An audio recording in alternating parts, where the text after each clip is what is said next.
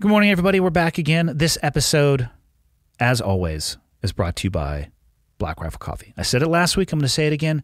The holidays are just around the corner.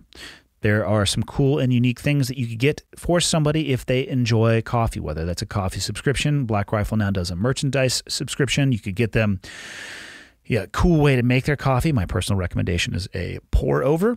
It is delightful, and some would say even life-changing. I don't know who would say that, but some probably would. And if you go to blackrifle.com, you're going to see everything you could possibly want. They actually have a really cool section in just accessories as well, or actually I'm looking at it right now. It comes under gear. But they got some really cool shit, and it's a brand that was founded by really cool people, and I couldn't be more proud to be a part of it. I'm really looking forward to the Black Rifle Coffee outpost that's going to be opening up here in Kalispell within the next few months. I feel really fortunate to have been involved with them, and I'm really fortunate that I can fly the flag for them and that they are willing to sponsor this podcast. So get all your holiday shopping needs done at blackriflecoffee.com. That's it. My guest today is Dr. Jennifer Fraser. She reached out, and it was originally about her most recent book. Actually, it was specifically about her most recent book called The Bullied Brain, How You Can Heal Your Scars and Restore Your Health. And one of the first questions she actually asked me when we started the recording was, why would you be interested in having somebody like me on your podcast? And the answer is simple. I have seen the impacts of bullying in my own life. And it's something that I think needs to be talked about, not just from the perspective of, hey, it's bad and we shouldn't do that, but from the perspective of what's like the psychological and physiological impact that it actually has. And so I was very fortunate that she reached out. We recorded this episode a little while ago, and there was some issues with the audio. Occasionally things like this happen with the podcast. It actually got me to buy another piece of gear. So now we have 3 redundant feedbacks when it comes to the audio in and of itself. But I did the best that I could to clean the audio up to the best of my ability. It's not as good as traditional podcast audio that you can expect on the channel, but it's good enough. And by that, I mean the content that we are going to talk about and the importance of what we're talking about. Just deal with it and do the best that you can. So I'm going to shut up and let Jennifer speak for herself and talk about who she is and what she does. So away we go. Hope you enjoy it. Okay, I got the red smoke. Gun run, north and south, west of the smoke, west of the smoke. Okay, copy, west of the smoke. I'm looking at danger close now. Come on with it, baby, give it to me, I need it. You're cleared hot. Copy, cleared hot. Where would you like to begin? I would like to know why you would want me to be on your podcast. Good question, and it was a super easy one. I have 3 kids, almost 19, as in almost 19 on Tuesday of next week. Middle boy, then another boy who just turned 17, and my daughter who's 14. And Michael and I were talking about this before you came up. I don't remember anybody killing themselves at my kids' age. When I went to, what is it before high school? Is it middle school? Before high school? When I was in middle school, there was somebody who killed himself. I didn't know the child, and to be honest with you, I mean, at this point, it's almost so far back in my life that I remember my parents telling me about it. I don't really remember the impact, but it had an impact on me because they took me out of public school and they put me into a private school before high school, which, for parents out there, if you're going to do that, maybe find a high school or a way to integrate your kids with the high school they're going to get ready to go to, because I went totally cold from a private school to a high school, hard enough as it is. But in the last 2 years, the number of children that have killed themselves in my oldest son is a senior and my daughter is a freshman. There was a period of time where I would pick them up from school, and it may not have been every week, but it felt like almost every week. And I can't figure out what is causing that. And Michael and I were talking, like, is it social media? Is it the inescapability of it? But bullying is, I mean, it's a real thing. I've seen it with my daughter. I've seen my kids doing it. We had a little chat about that. But I think it's something that is, as to why I would want you to come on the podcast, I don't know if it's talked about enough. I think the damage from it can absolutely be real. I've talked very openly about I don't understand how somebody can arrive at a place where they think that ending their life is the only reasonable solution. I have total empathy for that, but I don't understand it. Yeah, so it's a long-winded answer to why I thought it would be important, not only interesting, but just important to come and sit down and talk with you. When you say all of that, I have so many things to say. So a statistic that should really sober people up very quickly is from 2000 to 2018 in the US, youth suicide, that's 10-year-olds to 24-year-olds, increased 57%. That's insane. That's insane. And you're seeing that with your own kids. It's actually a reality in your children's lives, in your life. So... it's hard for me to have a conversation with them about it because there's so many things, and I'm sure every parent in every generation goes through this. There's so many things that is different in my kids' life right now, to include what they're being taught in school. I think at about 5th grade for them, I was completely useless in helping them with their homework because I learned that 2 + 2 is written out this way equals 4, and then the way they were showing math, I'm like, well, I'm useless, and there are so many things that are different. I had no experience with that when I was their age. They're talking about assemblies where they, I guess it would be a memorial. I don't know the correct word for it, but gatherings and then another gathering. And then I don't know what to say. It's challenging to say the least from a parenting perspective. Yeah. What I found in the research was, our kids are learning more and more complex math. I was out at grade 4, just if that makes you feel better. I was like, fractions. And then it just gets ridiculous after that. But I feel like they changed the way they do it, though, too. I feel like the complexity is the same, but somewhere along the line they said, this is a better way to do it. And then they never... full disclosure, I use the calculator on my phone when I need to, but I never was updated on the new data on how they do stuff. So they're doing new things in math, but, we have a stack of brain science. An absolute stack of it, and it backs up psychology for years and years. It backs up, psychiatry and education even. And it's not at all being talked about. It's like it's a taboo subject. We can't let kids know what's going on in their brains, which is really strange because their mental health is off the rails. Yeah. They're very, very ill. They're so ill that they're committing suicide as just, get me out of this head, I can't stand it. But they don't know anything about adolescent brain development. And this is where I started to say, how come we don't, when you say we don't talk enough about bullying, no, we don't. We also don't talk enough about what does bullying do to the brain. And in fact, why don't we talk about the brain ever at all? We know a huge amount about it now. And it's like this subject that's kept hidden from teachers and it's kept hidden from coaches. And in the workplace, it's not talked about. And certainly our kids don't know anything. Yeah, I wonder if is there any way to track the level of bullying, if you will, historically over time? Because I wonder if, I've talked about this before too. I was socially awkward, maybe a good term for when I was in high school. I've never had a large social circle of friends. I never really wanted to either, which to me seemed totally normal, but to other people, maybe I'm an outlier because they wanted to have a large group, but I wasn't interested in that. But I look back at what I can remember, and if you wanted to go fuck with somebody and talk shit to them, you had to go find them and be in a class, or you could call them on a telephone, a rotary telephone. Have you ever watched the YouTube videos of where they have people, teenagers now, the millennials trying to use a phone, dial a number on this rotary phone, and it literally just whips their ass? I love it. Yeah. But so I guess I could call and talk shit to somebody on the phone, but then they might hand it off to their mom or dad, and then I'd have to hang up. I could see them at school. I guess I could write them a note at school, or I could snail mail them a letter. But those were my options. Almost all of those, it was me directly interfacing, and most of the time it was me in person. And I'd be curious to hear what your actual definition of bullying is, because it seems like when it's guys, there's a socially acceptable level of shenanigans, if you will, that can become very, very pointed and edgy, and a lot of the times people can pile on. And then there's a different standard that people will tolerate when it comes to, say, a boy talking to a girl or a man talking to a woman.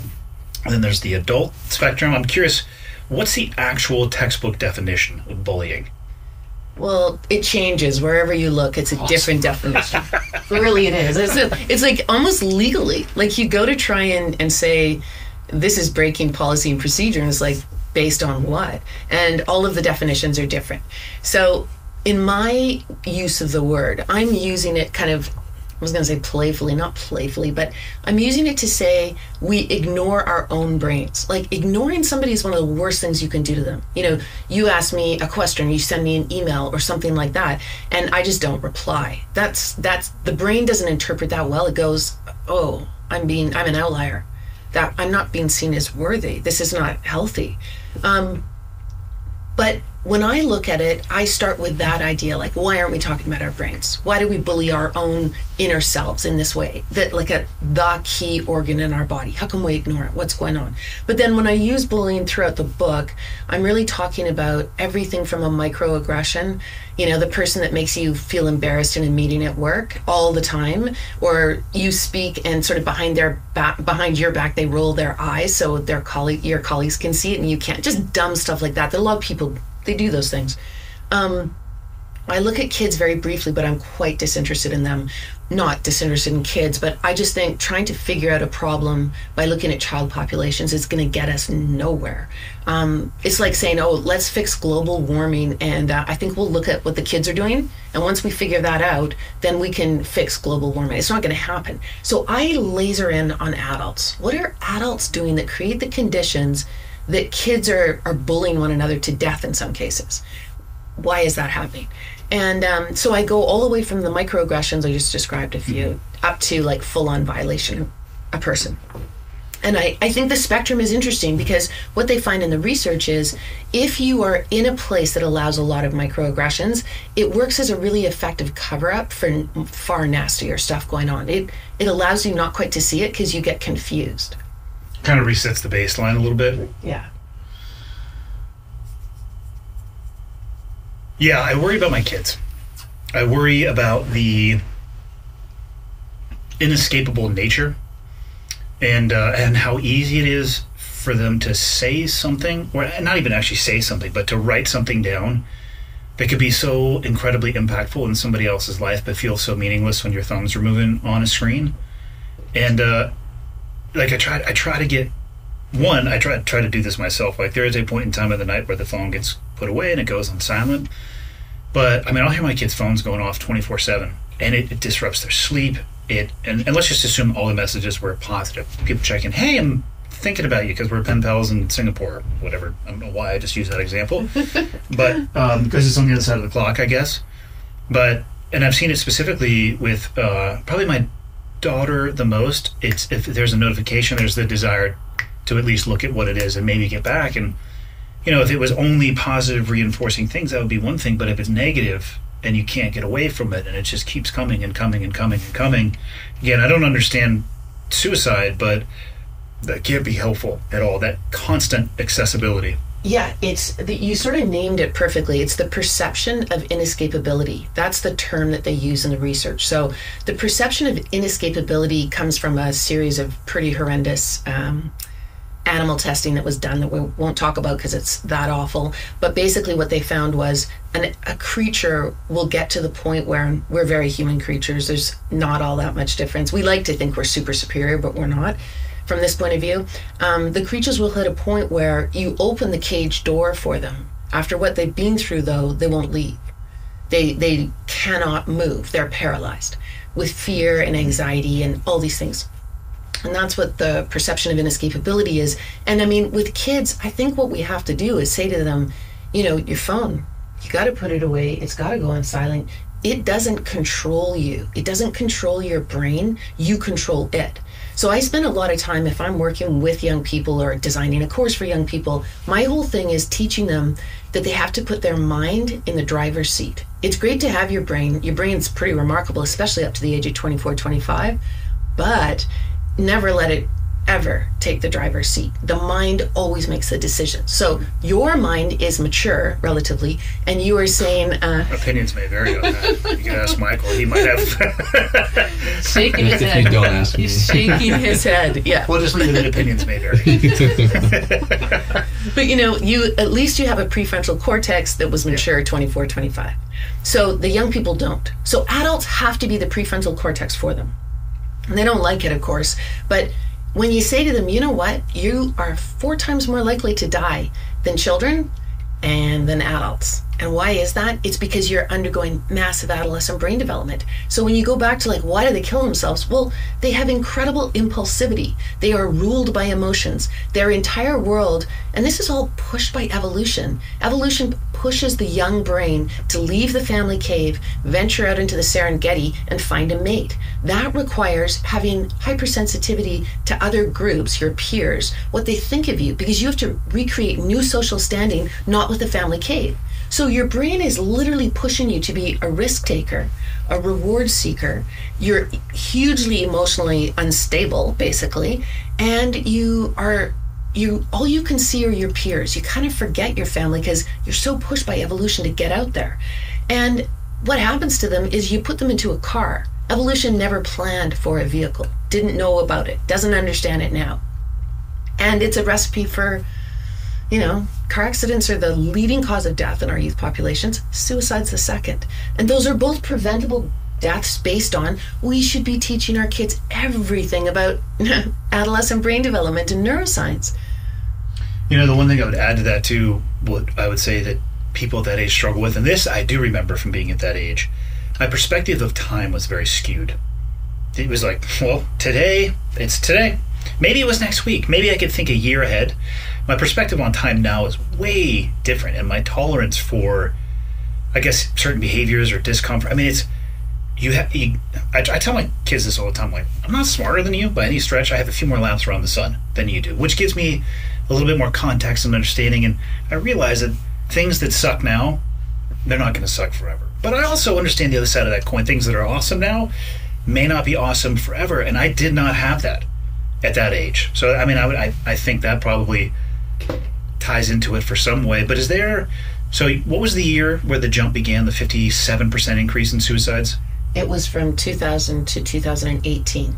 So is there anything else? I was going to ask, is there anything else in society that occurred during that time period that they associate that with? Well, I have a personal theory, but before I tell my personal theory, I just want to go back to what you said about time, because what you just described was the prefrontal cortex. It's the part of the brain, and you're not supposed to separate the brain out into parts, but for us to be able to talk about it, it's just for that sake. It works as a vast network. Now we've said that, okay, let's talk about the prefrontal cortex, because it's the part of the brain that's involved in understanding consequences.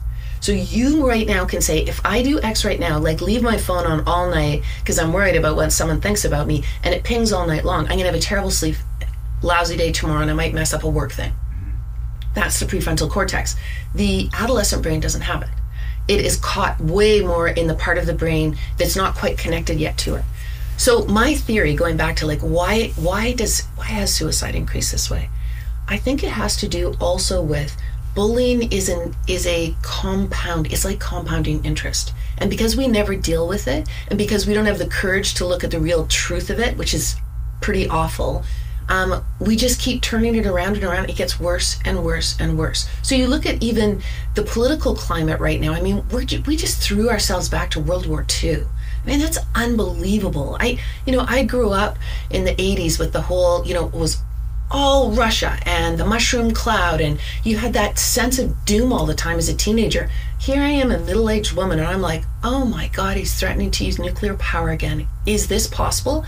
I shouldn't, never mind. I won't get into that. But Which he are you talking about here? Putin. Michael, did you see this today? Steven Seagal sent Putin a birthday message. Which was? No, he did I'm going to get completely off topic here, and I'm going to bully Steven Seagal because he's a walking cuck. But he did this fucking video message where I just realized, guys, that today is Putin's birthday, and he is an amazing leader, and I hope that he can. And who said this? Steven Seagal.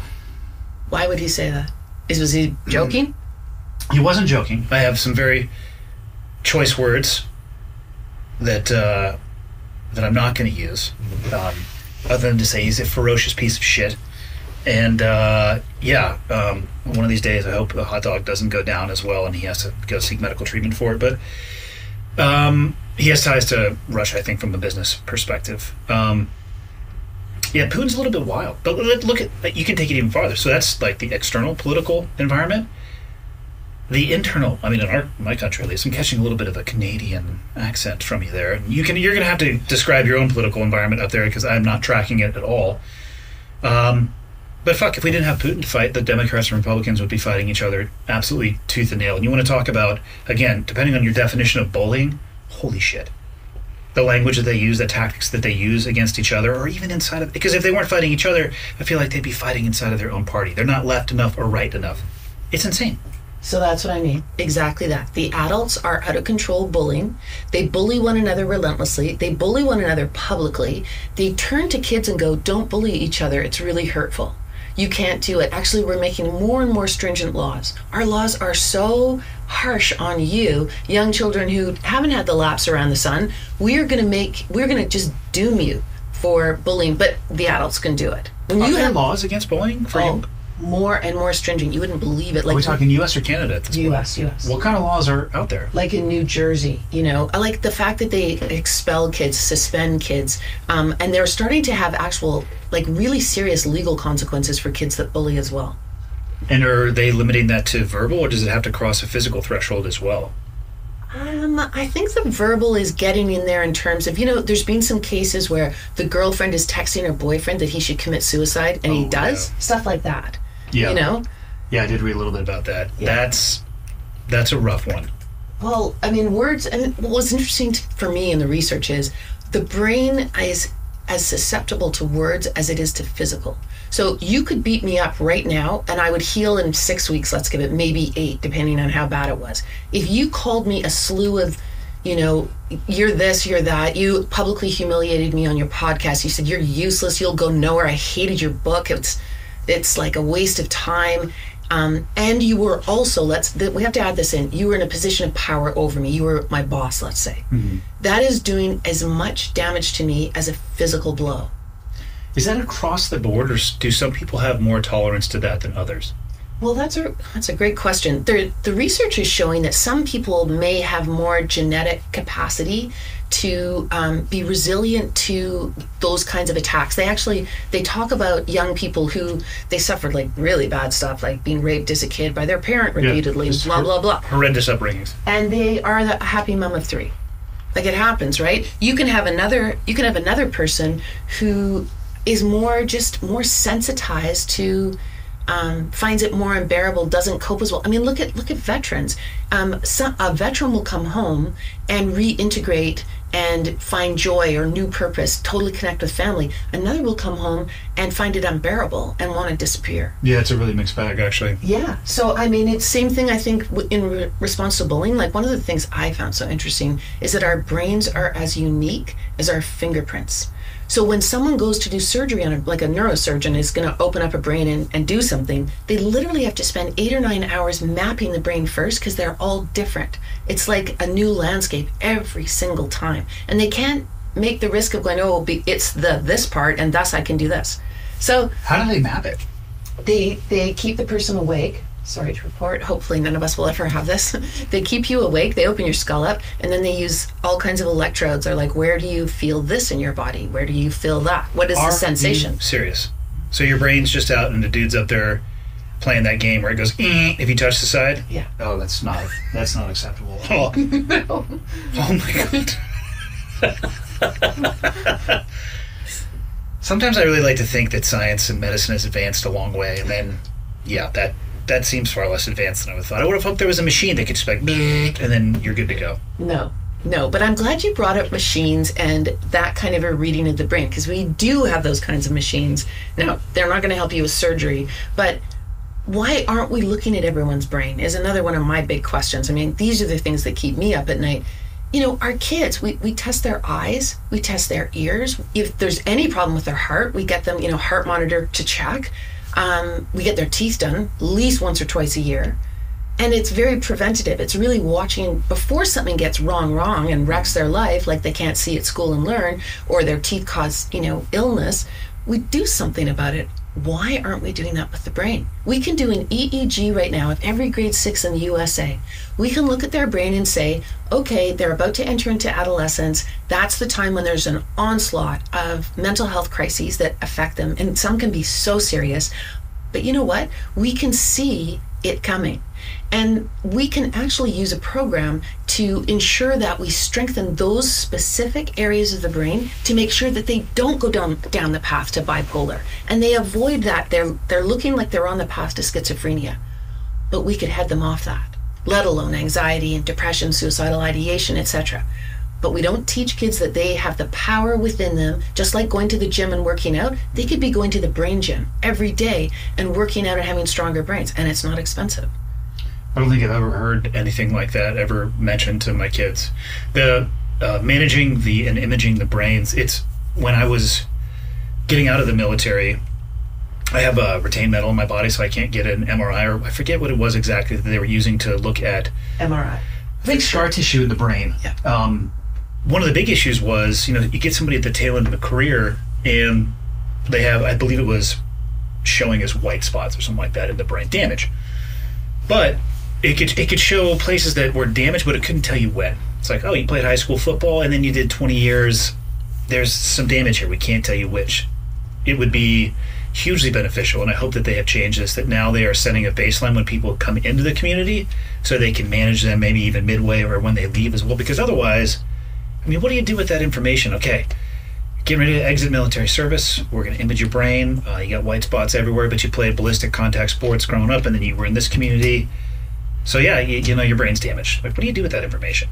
Well, what they should be saying right after that is, hey, your brain is being harmed, not damaged, it's being harmed. And we actually have this this brain training program that has been shown by 100 independent studies that you can actually repair that. There's a lot of things you can do to get your brain way healthier. And same thing, like going back to bullying, not only can you repair like physical harm like that, and bullying and abuse in all forms, like just the emotional, verbal, the cyberbullying, it does damage to the brain. It can be seen on a brain scan. They know that. They've known it for a long time. They can see it. Extensive studies.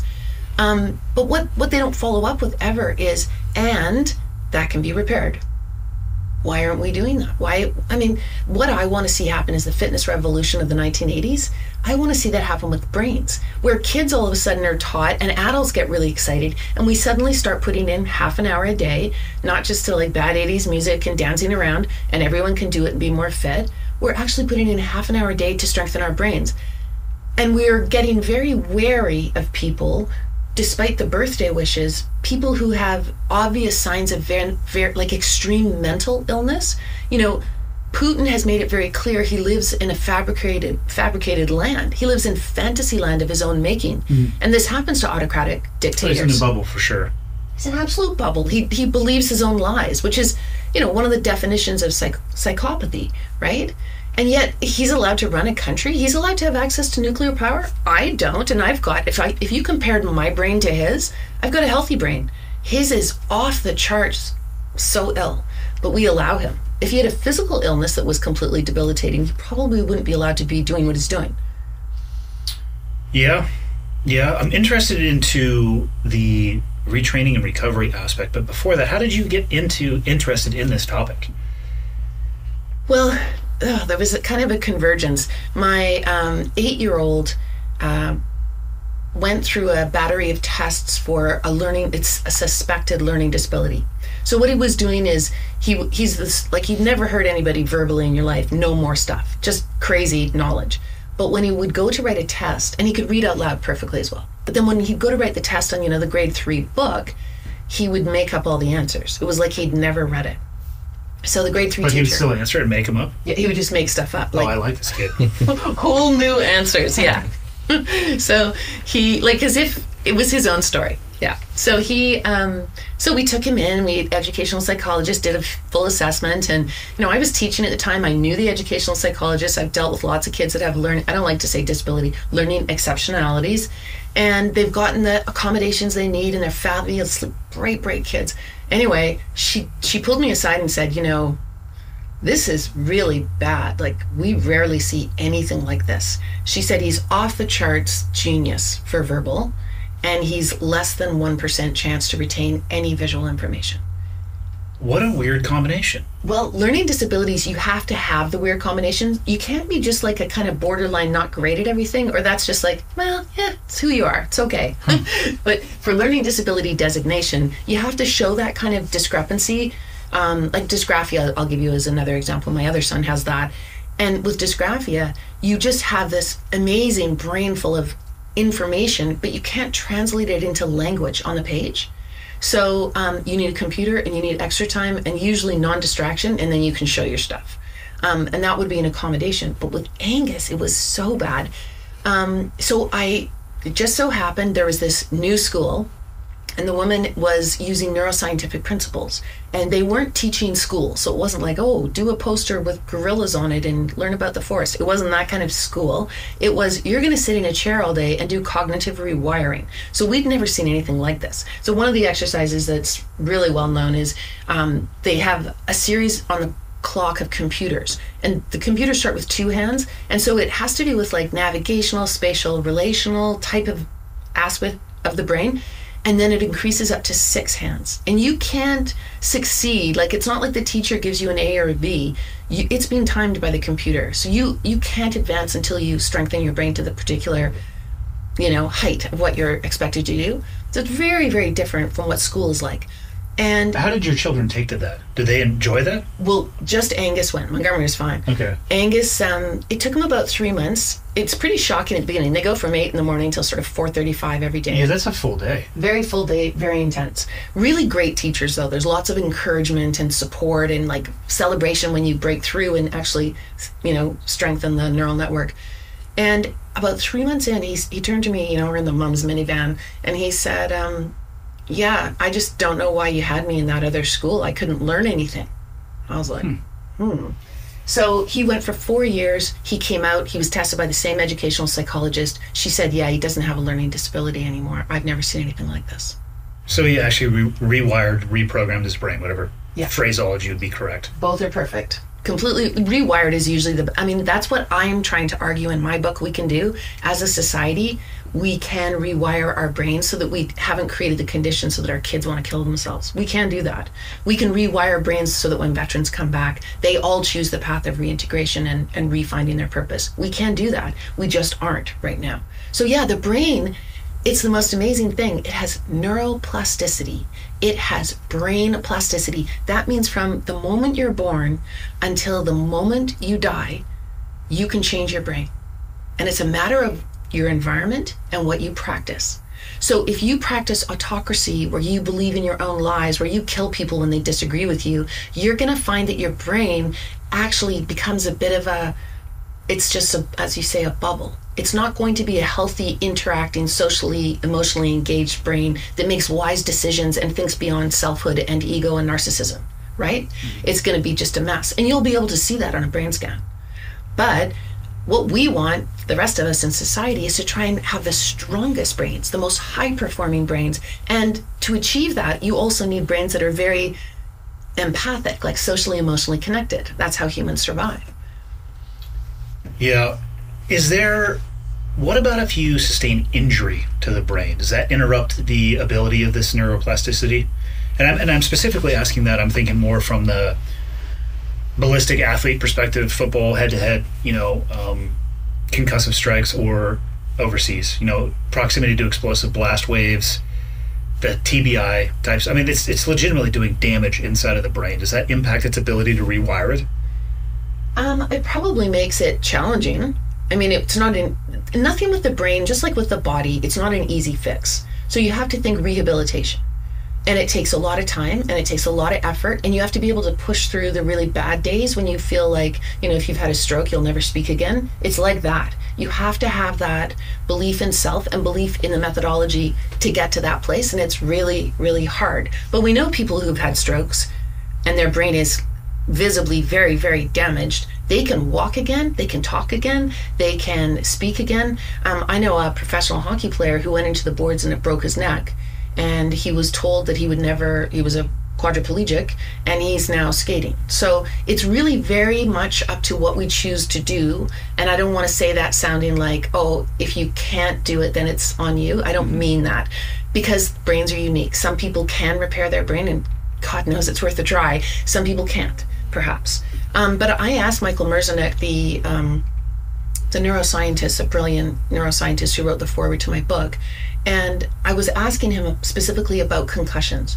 And he said that what he thinks and what his colleagues think, and he's involved with a great international community, he said what happens is, and this, okay, I'm going to go back to something else really important after this, just remind me. Okay. He said what happens in a concussion, they're thinking now, is that there's a breach between the blood-brain barrier in a particular, like where the blow occurs. And the blood flows into the brain, and it shouldn't be there. And the brain all of a sudden goes, okay, we've got an intruder. Shut down everything. So let's find out what this is. This is a crisis. And so it takes all of its power, and it goes straight to that spot. So you can imagine a football player on the field, you go over to him, well, memory's offline. You get him up and balance is offline. He doesn't know what time it is. That's offline. And Michael argues it's because the brain has been invaded and it's trying to figure that out, and that's its priority. And the brain does this a lot. It does it with bullying.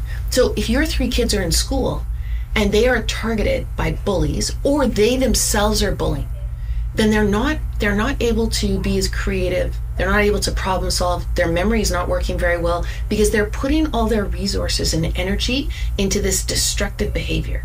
And that's very much in the part of the brain that's involved with kind of trauma. It's really your stress response part of your brain.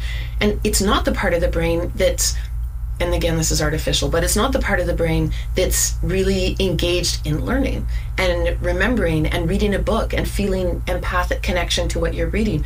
All that stuff is, it's getting pushed to the side while the energy is going into this stress response, high cortisol, adrenaline pumping, like super destructive for brain and body long term. You said you're going to go back to something super important. Yeah, I wanted to talk about how when you listen to Michael talk about suicide, it can be quite similar, like suicidal ideation as we began with. It can be quite similar to this, the brain's reaction to concussion. So he said, like, I asked him because I have a personal reason. I was like, what's going on in the suicidal brain? And how come they're not doing an EEG? When you're getting the signs that there's something wrong with their brain, why don't they look at it? And why don't they talk to the person from that level, And he said, well, what's happening with the suicidal brain is it can't answer the question. And the brain is, your heart is to pump blood through your body. Your lungs are for the breathing in and out. Your brain is a meaning maker. That's what it does. It makes meaning of reality. On one level. I mean, the brain does lots of things, but its big job, the heart does lots of things and so do the lungs, but the big job of the brain is to make meaning of reality and manage our body budget. So the brain has somehow come up against such a terrible impasse that it can't answer the question. And I actually wanted to ask you about that. Like, give me an example from your world. Veteran comes back home. What are the questions that the veteran cannot answer that makes its brain start to react, his or her brain start to react in such terrible ways? God, I wish I could give you an answer, but the only person that could give you an answer would be somebody who is struggling with that.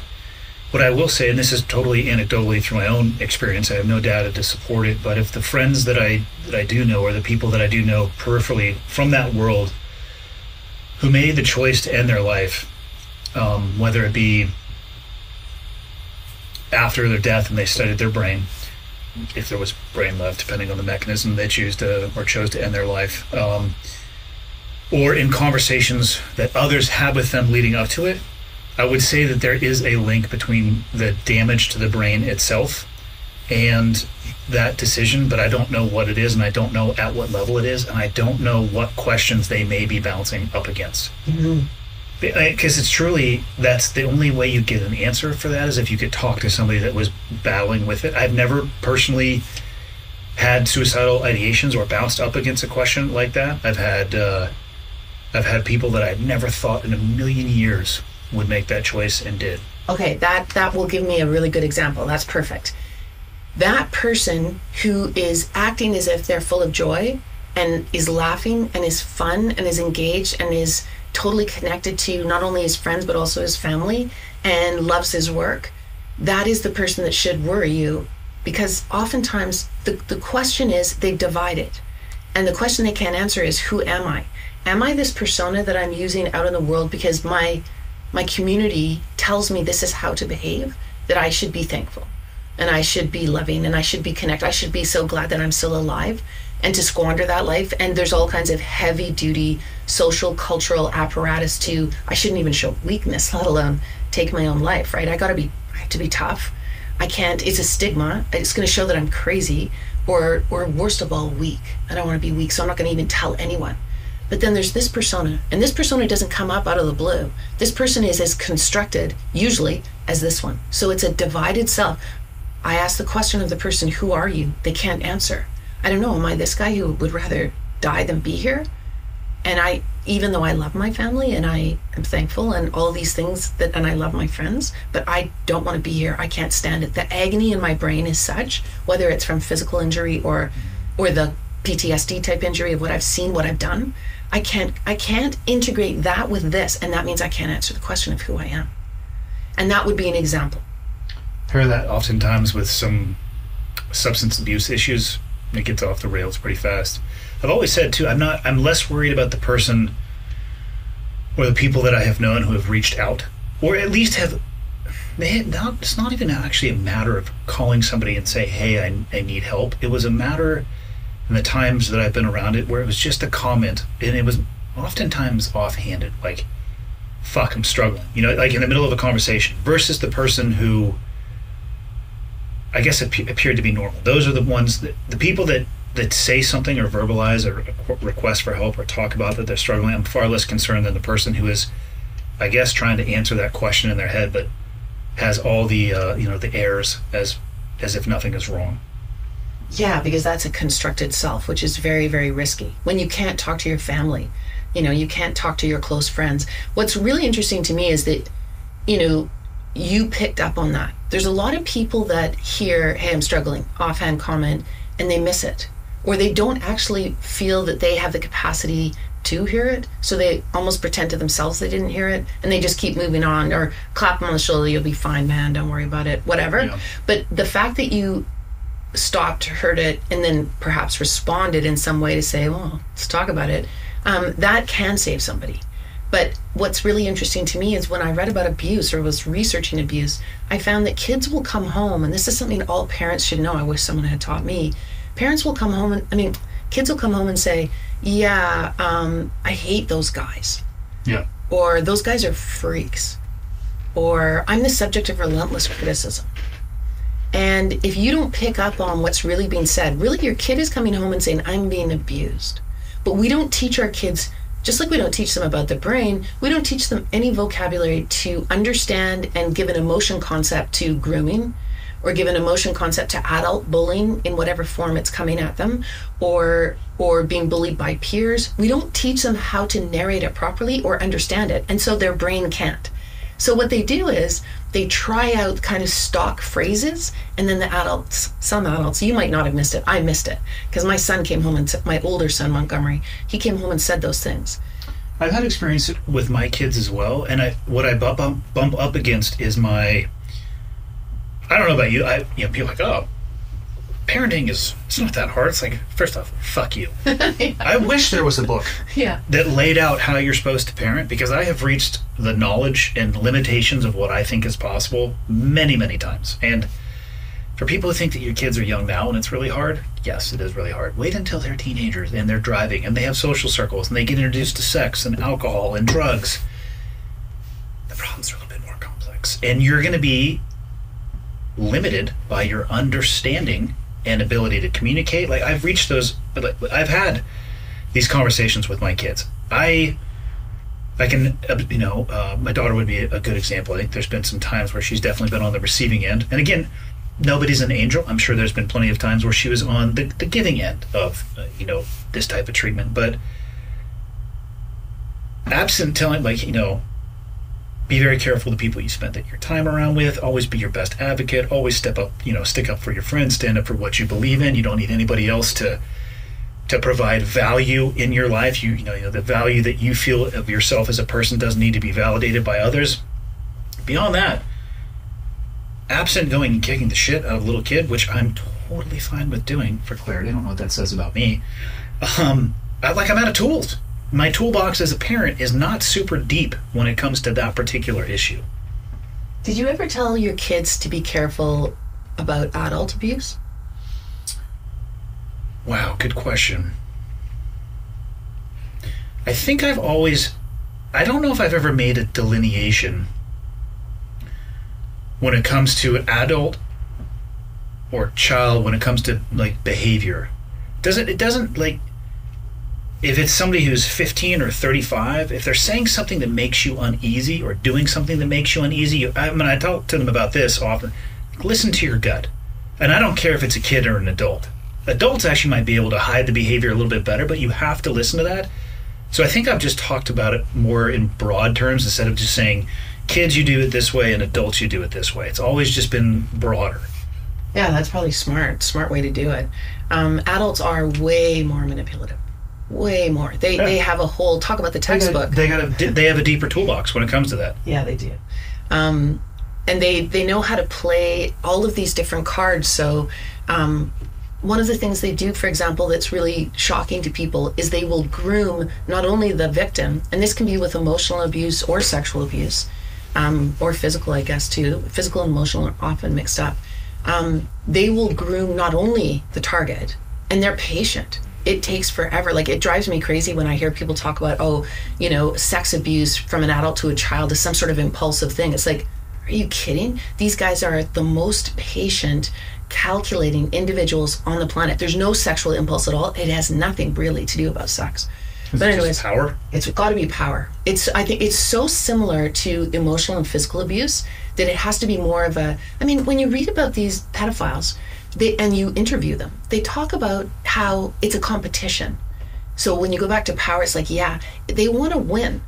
And even in a recent case, the girl was crying, this young girl, teenager, saying, please don't rape me, essentially. And he said to her, are you kidding? I always win. So it's this kind of desire to take someone else's worth, their identity. And, that's what bullies do, right? A bully, I've been writing about this for Psychology Today, and people think I'm just way out there. But if you think about it, your kids go to school and they're pretty whole and happy, right? They come from a home. I think so. Yeah. They have worth, right? They're interested in learning. They're really interested in their peer group. They want to have a career one day. They're trying to figure out who they are. They're not getting out of the car in the morning and looking for a target. If a bully arrives at school and that's what's on their mind, that's not a happy kid. That's a kid that's coming from lack. They're coming from something that's left them empty, and they need someone to bolster whoever they are back to themselves. So, it's and that's documented in research. Kids who bully are not coming from happy, stable places. In fact, I always use this statistic to kind of hit home for people. In the California prison system, so 70%, which is a huge system, 70% of inmates, that's 70, were in foster care. Really? Yeah. So it makes you go again. The bully that comes to school that's getting into trouble, and those people do go down the path of criminal justice, right? They're troubled souls right from such an early age, and they're not getting the help they need. They're being hurt people hurt people. Exactly. Yeah. I say exactly that, but I say hurt brains hurt. Yeah. They hurt inside, they hurt other people, and they do damage, a lot of damage. But with kids who are going to school as whole beings, they don't have that same trauma and drive. Yeah, that doesn't surprise me. When did you start researching bullying? Because you have your PhD. How did you're deeply into this, obviously, at this point. When did it become something that you realized you really wanted to pursue? I never wanted to pursue it. It got thrown at me, really. Bullying doesn't really interest me, but I have done such a deep dive into it now. I honestly feel a major responsibility because of the things I've said already today. Mm-hmm. Like, we're not moving forward. We're moving in a really negative direction. So what happened was I was teaching at a school. I'd been teaching there for 7 years, 8 years. What were you teaching? I taught English literature, and I ran the theater program. I directed youth theater and actually even ended up writing plays for them. Okay. So, what was your favorite play to direct? Probably... Don't fucking say Peter Pan. The Real Inspector Hound, which is it's a British play. You wouldn't know I it. haven't heard of it. I guarantee you Michael hasn't heard of it, but he's reaching over there to Google right now. That's exactly what it You is. son of a bitch. It's an incredibly funny play, British funny play. Okay. And the kids loved it. It was just hysterically funny. Anyway, we had lots of fun doing theater. But yeah, so I'm working away, and it's April or March. It would have been March. I get a call from a parent, and she says, I'm getting text from my son. He says he can't take it anymore. They're calling us, fucking pussies and fucking embarrassments and fucking pathetic, and he's just had it. And I'm like, oh, wow. Because they were away, the kids, on a school thing. And she said, yeah, it's not the students, it's the teachers. What? Yeah. My colleagues. I mean, I have an atypical response to that. It's like, I'd like to have a parent-teacher conference where I kick the shit out of you. Yeah. My husband and I have had a lot of conversations where he says, yeah, I just need my hockey stick or a baseball bat, and I'm like, Tom, that's not going to solve anything. We can't do that. That's not true. There's no data to show that it doesn't solve anything. Well, don't tell Tom that. Pure conjecture that violence isn't the solution sometimes. Well, he certainly would have chosen that route if he could have. Yeah. But unfortunately, I was a teacher at the school, so I was in a double bind. So the headmaster ultimately, there was a parent who was also a lawyer. Turns out she'd written a year ahead, like a year back, saying, this is what's going on in these programs. Abuse is occurring. It has to be stopped. Was this a lot of teachers, or are we talking... No. The vast majority of teachers at this school are fantastic, as they are in most schools. Yeah. But when it's always just a small number. That's what it is at all. I mean, the same thing. That's why, the doctors out there are truly just, religion. Fill in the blank. There's outliers in every community for sure. Yeah. And it was absolutely outliers. This is a fantastic school. I loved teaching there. Absolutely loved it. I loved the teachers. I loved the students. It was an amazing place. Were they Incredible. just being super negative to the kids? Well, I mean, now that I've researched it, because I'm trying to figure out, what is the answer to that question, it goes back to what we just said about the guys in the prison system. They come from unhappy homes, is what the research would say. Now, you can't make that as a blanket statement. I mean, maybe one of them is a sociopath. Mm-hmm. But in general, when you become a narcissist, when you become a Machiavellian, when you become a psychopath even, if you take a look at how you grew up, it gives a lot of answers as to why you feel so hollow, so tormented, so compulsive that you have to daily, day in, day out, put people down. Like, you look at, it's really fascinating if you look at someone like Jerry Sandusky, Larry Nassar. Did you follow any of those stories? Harvey Weinstein, the big #MeToo. Harvey Weinstein, yes. Larry Nassar, that one sounds familiar. I don't remember Gymnastics. Oh, doctor. yes, the athlete A. Yeah. Yes. Okay. So when I study those guys, so when I took a look at what they were doing, it's like a broken record. Harvey Weinstein, it's like he's in his own play. It's like what I was saying about Putin. He puts on the same bathrobe. He probably puts on the same music. Mm-hmm. He invites the young actor. She comes to the same hotel. He's in his bathrobe. He asks her if she can give him a massage. I mean, it's like, Harvey, change it up a bit. Like, do you always have to do this for 30 years, the same thing?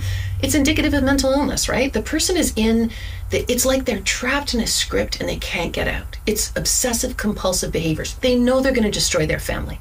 They know ultimately they're going to wreck their career, but they cannot stop themselves. They're mentally ill.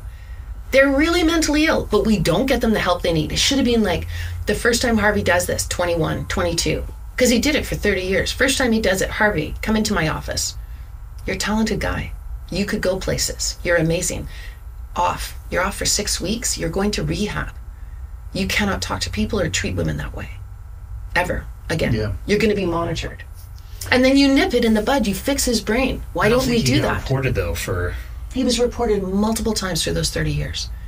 And this is what I did. I reported ultimately, and so I learned what happens when you report. Everything they tell you is a lie. That's why I would never tell a kid to be an upstander. I think that's the dumbest thing you can tell a kid. What's an upstander? We say to children, you should be an upstander. If you see bullying, go tell the teacher. No kid is dumb enough to do that. That's why they don't do it. I tell my kids. Exactly. I tell my kids, well, one, if you see somebody being bullied and you don't do anything about it, and I don't mean go see the teacher, I mean immediately address it right there. It's not a matter of me being upset, but I have more of an issue with that. First off, I would never tolerate my kids bullying anybody, but I would almost be more upset if they sat there in the presence of it and didn't take action. That's rare. That's rare. Kids are told to go tell the teacher, right? Teachers are not, I mean, they're not the end-all, be-all. No, they're not. And so what happens in the adult world is similar to what happens in the kid world. So here I am the teacher now, and the headmaster says to me, well, look, I need to hear directly from the students. I can't just, the teachers were writing him emails saying, oh, we're so sorry we did this, we didn't mean it, we're going to change. And then he said, the next email he sent me was like, oh no, they deserve to be innocent until proven guilty. I need to hear directly from students that this is what happened. It can't be through a parent that received a text. So can you take testimonies? I'm like, oh, okay. So the other... How old are these kids? 15, 16, some of them are younger. 14, 15, 16, basically. It's rough. It's putting them in a very tight spot. I know. So I said to them, you can tell me what happened if you want. The parents were alerted. The other parent took testimonies as well. I took 8 testimonies, 4 from boys, 4 from girls. And then I said to them at the end, they talked for like 2 hours. They actually wanted so badly to talk about it. And I said to them, the headmaster has said that he's changing these teachers. So you can speak freely, because they were teachers coaching basketball. And these kids are passionate athletes, and they didn't want to lose their sport because they reported on them. Repercussions. Exactly. But the headmaster has said they're going to be replaced. You're free to speak. So they would talk for like 2 hours. Sometimes the parent was there, sometimes mostly not.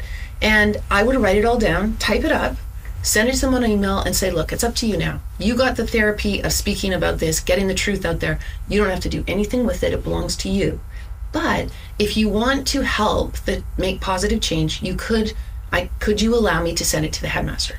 Well, they all said, all 8 of the ones I did said yes. Sent it off to the headmaster. And then one key thing happened, though, during this time.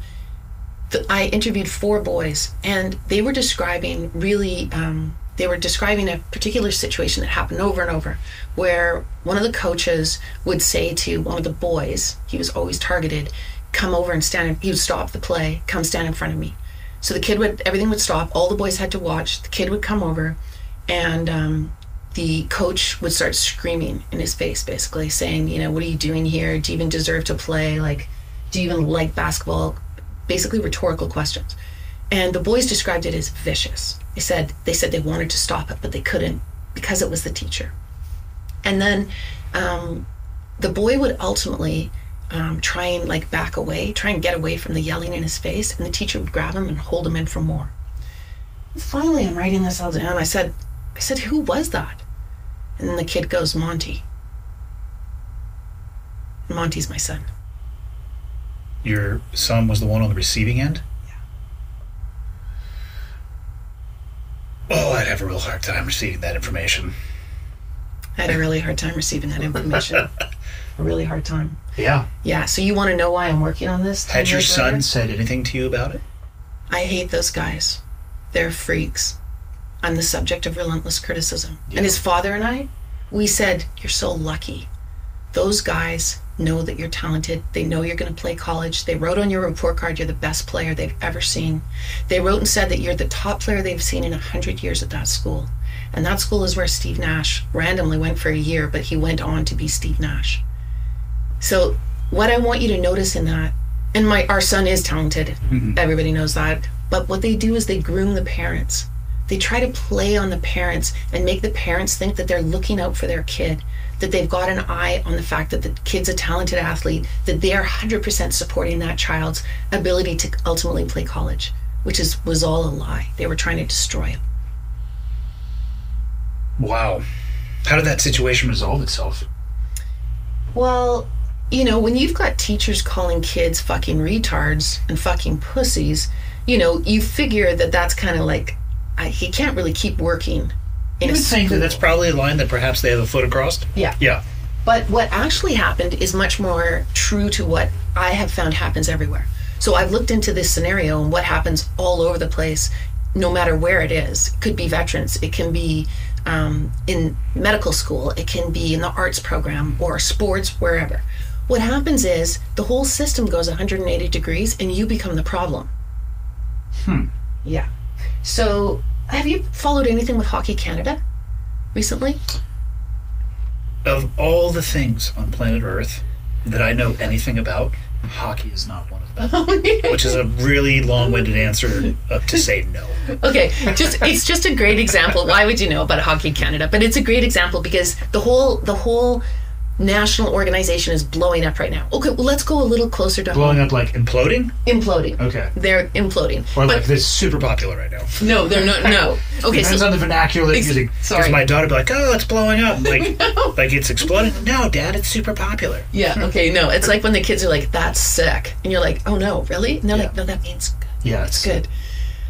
Do you ever have to like sit down and Google things that your kids say after they...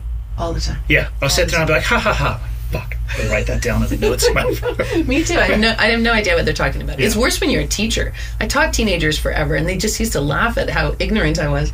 But I'll give you an example closer to home. Do you know of someone in your political world where as soon as it's kind of exposed that they've done something really, really horrendous, they turn it around 180 degrees. They're like, this is a witch hunt. I'm being attacked. I'm being victimized here. I need to protect myself. Where are my lawyers? This is heinous. How dare you? I think that's like the political playbook 101. It's true everywhere. So in the school, same thing. So ultimately, the private school, because they'd been informed a year earlier, this is my guess anyways, they couldn't afford to hold the teachers to accountable because that meant they were negligent. Yeah. They allowed kids for an entire year, including my son, to be exposed to relentless physical and emotional abuse. Like when we heard all that from the kids, we went to the police and we said, this is what has been happening to our son over and over and over again. What is that? Because we know it's assault. And the police officer went to Crown Counsel, which is how you have to do it in Canada. And he said, he came back to us and he said, yeah, you know what they said? They said, if this was happening like in the workplace, you know, from a boss who had a lot of power to an employee, or if it was happening in a bar where the person was, you know, yelling in their face and then grabbing and detaining, that's assault. But not when it's a teacher to a student. That's motivation. We were like, what? It's an interesting optic. Yeah, here's another one for you.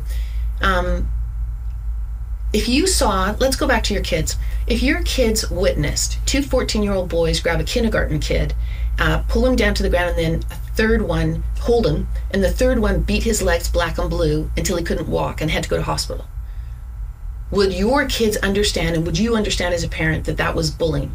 Yes. Okay. Imagine this scenario, and what would you do if your kids saw it? This is a precedent-setting case from the 1970s in the U.S. 2 teachers grabbed a 14-year-old boy, and 2 of them held him, and the third one beat him with a paddle until his legs were black and blue and he couldn't walk. Went to hospital, his parents sued. And the judge ruled, and this is the precedent-setting case that allows 19 states in the U.S. to allow teachers and administrators to beat children with paddles still today. And independent schools, private schools, they can do whatever they want. They're not bound by any rules to do with corporal punishment. And 30% of kids in the U.S. go to hospital with injuries from this. So the judge ruled that the teachers had not done anything cruel and unusual, that there was a rule, in fact, there was a law in the books that said that 2 prison guards couldn't do that while a 3rd prison guard beat the inmate, but it didn't apply to school children. It was discipline. I have a hard time wrapping my head around that. Yeah. That's why I haven't stopped working on this, because I feel like we have to press reset. And the only way I can get people to listen to me is by talking about neuroscience. If you talk about brain science, people pay attention. And they start to say, okay, there maybe is a different way. If we knew more about our brains, if we understood that all forms of bullying and abuse hurt our brains, we could maybe change. Did the teachers end up getting fired at some point? No, absolutely not. They were. Do you have a teachers union in Canada? This is a private school. I had an issue with I'll keep it broad, one of my kids' teachers, and it was very interesting to watch how the school district managed the issue.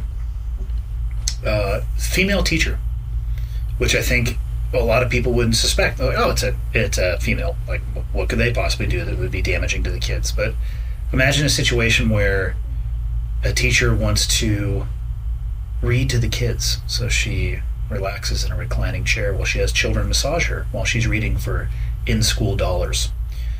And this is reported by another teacher, and they pull the teacher out of the classroom for a short period of time and do not notify the parents.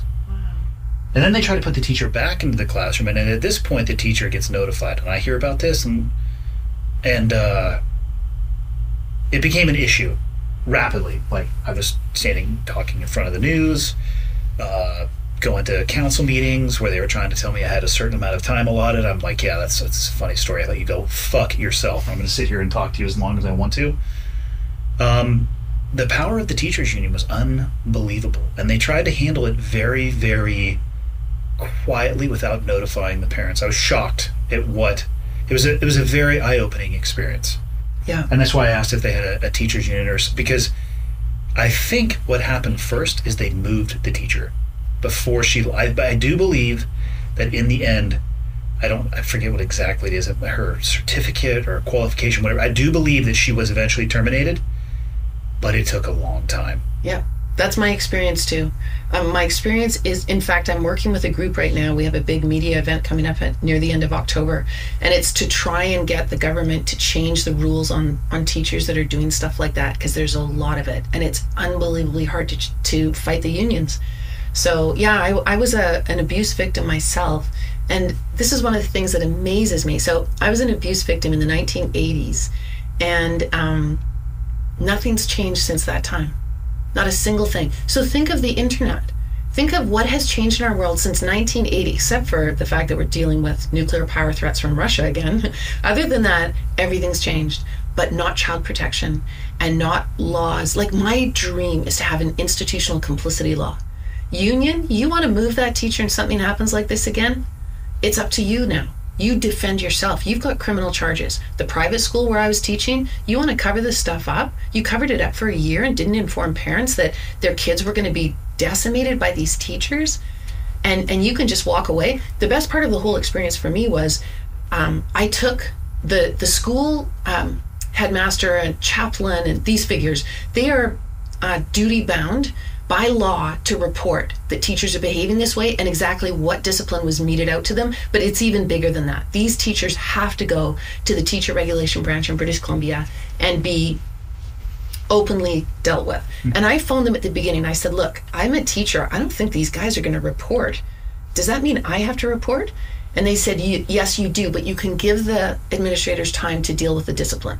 So they were acting, think about the split personality again, they were acting up front, and with me and the other parents, there was like 30, 40 parents by now, they were acting as if they were going to protect the kids, do the right thing, blah, blah, blah. And of course they weren't. So they set the whole thing up so that the kids ended up having to go back to school. My son in grade 12, basically with the headmaster had breached confidentiality, said that my son was one of the boys that came forward, and then basically published a document, just a piece of garbage, really. You can't even call it a document. It was a piece of garbage that tried to assert that the kids had been telling nasty lies, which was a quote from another student. So they had to go back to school kind of with the headmaster's office saying they were liars on top of everything. Yeah, that's a terrible precedent. Terrible. So I, at that point, then had to report to the teacher regulation branch because they didn't report. And I had legal duty. So I wasn't going to sacrifice my own teacher certificate. So I sent all the material in. And then I watched them do this unbelievable, like, the whole thing was fixed, manipulated. It was incredible. They have very stringent rules. You are not allowed to behave that way as a teacher at all, ever. There's no circumstance for a single time for that to happen, let alone for relentless. There was a second year university student down to grade 10 saying, yeah, that's exactly what they'd experienced. So, ultimately we got the report from the teacher regulation after about 2 years. He decided to report on this, and his report said that it was the student's fault for listening to the teacher's obscenities.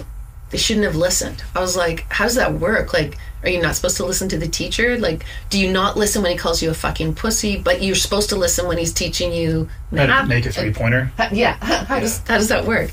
And then the other thing he said was it was the fault of the students because they're too sensitive. Was it a very successful basketball team? It could have been. They were... I'm just curious because I've noticed that results on the field sometimes outlies or overweighs some of that stuff. Yeah, I had an interesting experience with a baseball coach. Yes, in high school too. So yeah, these guys didn't want to win at all. In fact, my husband was watching them in a tournament. They were playing in the provincial tournament, and he phoned me, and he just sounded sick. And I was like, "What?" And he said, "They don't want to win." I'm like, "What? What do you mean? How can they not want to win?" He goes, "They're not playing to win." And what they would do is bench their best players because it was all about humiliating the other boys. The coach's son, just to give you a snapshot of what it was like to play on this team, the coach's son was crying, and he kept him out for 15 minutes in front of 500 spectators because he couldn't hit a basket, couldn't score, couldn't do anything. Absolutely humiliating beyond belief. And he's outright crying. The other team is going, "Get that kid off the court," but his own father is keeping him out. It was just... honestly, as parents said, it was a mind fuck. Yeah, that's terrible. Yeah, terrible. So when did you shift and start looking at adults when it comes to bullying? That's the only thing I ever looked at. I never looked at kids. I just don't think we can get anywhere with it. I looked at adults because these were adults who I personally knew who were mistreating kids in this way, and you wouldn't have guessed in a million years. Every time you saw them, they were happy, funny, nice, they're smart, they've got their own families. They are the perfect teachers. It's just that behind closed doors, they have a different persona. And that's what I was talking about. When you can't answer the question, you start to behave in very degraded ways. Your brain is not functioning well. You are obsessively, compulsively hurting kids, saying the same words year after year after year. You've got this whole system where you put some kids up on a pedestal, the beneficiaries, and they'll defend you to the ends of the earth when you get reported on, and then you've got your targets, and you try to destroy them. And that's really what you're doing. You're not even coaching. You're not teaching. You're not being yourself. It's awful. I feel sorry for them. I mean, it's a vicious cycle that lasts for a really long time. Yeah. Yeah, the Jekyll and Hyde, the public face with the private persona being totally different, especially with what you said, the beneficiaries, when you have... like, Nasser would be a good example. I think he's probably the only one who didn't have a beneficiary. I think of just about every single person, probably because he had abused so many women, came out against him. But yeah, publicly, right, he was the face of medicine for USA Gymnastics. Well, and he talk about so many reports. He was completely that propped was up. Super fucked. He was propped up by all of those administrators, and that's typical. So my administrators that propped up these guys, that's textbook. You know, and if you want to think about politics and about how people don't call people out on behaviors that are appalling, those are your beneficiaries. They're not going to ruin their chances to be in the limelight and have the power, right? Yeah. It's human nature. So where'd you start when you were... did you ever have an aspiration to write a book when you were younger, or this basically kind of fell into your lap and you felt like you had to? No, I've always been a writer. My first book was my dissertation. I ultimately rewrote it into a book, and that was about, I was looking at what makes the difference between a person who just becomes a reader of culture and just does what the culture tells them versus someone who becomes a writer of culture, who thinks differently, who sort of steps outside of the box and asks, could there be something different? So in a weird way, that book leads to this, but it was very literary, very academic, like very boring, not for the general reader. And then my next book, I was looking at war, actually, and I was looking at how I was trying to figure out the correlation or the connection between raising children. Like, how did you raise children to become the cannon fodder of World War I? Like, how did that dynamic happen that, you know, families were proud to send their boys off to war and they were just cannon fodder, many of them? And how did World War I, like, erupt in the way that it did? I was really fascinated by that. But I was looking again at the writers. What were the writers saying? And what I found out was the word infantry in Latin, so is infare, meaning non-speaker. Mm-hmm. And it's the same word that they used to use for children in the nursery. So there was, the infare, the non-speakers. Is that where infirmary comes from? And I don't know what firm. What do they call? What do they call it where the kids are? Isn't it the infirmary? They called it infantry back in the day. Yeah, I mean at the hospital. Infirmary is the hospital, but it's not nursery. You're thinking nursery. That's it. Yeah. And in England they did talk a lot about the nursery too, but they also called it the infantry. Okay. And what I did find was, yes, indeed, there's the way children were raised was correlated with how war could ever happen like that on that scale in the first place. It hinged on how children were treated. And so that was really interesting. That lends itself to this book as well. And then my next book I wrote all about what happened to the school. It's called Teaching Bullies. And I tried to figure out, like, if we put what I was being told into the context of law, education, psychology, psychiatry, etc., neuroscience, how would things change? So that book was about to be published, and then the publisher pulled and said, we're going to get sued. We can't do it. So we just created a press and published it ourselves. We never got sued. I have so much evidence, they really are not going to sue me. I'm not worried. And then this book happened because I went to another private school. I resigned in protest, went to another private school, and just put my head down, wanted to do my work, teach. I was learning a new program. Kids were fabulous, same thing as before. Colleagues were fabulous, same thing as before. And I just wanted to walk away. Like, I was exhausted and done and had it. And a national news story came out about what happened at this school in the government cover-up. And that was it was national news on TV, an investigative reporter show, and then front page of the Toronto Star. And so the kids were kind of at the new school saying, wow, we can't believe you did that. It was amazing that you spoke up for kids and defended them and that they have rights and so on. And one girl in particular really was like, thank you for doing that. That means a lot. I was like, oh, okay. So I was teaching that girl in grade 11. So then in my third year at the school, that same girl came up to me. It was October 1st, 2015. And she said, I really need to talk to you. I was like... I was just going to say, there's a reason she made that comment to you years before. Yeah. So she said, I really need to talk to you. And you can tell with kids, you'd know this with your own kids. You can tell when there's something wrong. Yeah. Or when they need to tell you, so I know I'm about to be in trouble. I'm going to choose the most creative language to land this. That will net me with the lightest punishment.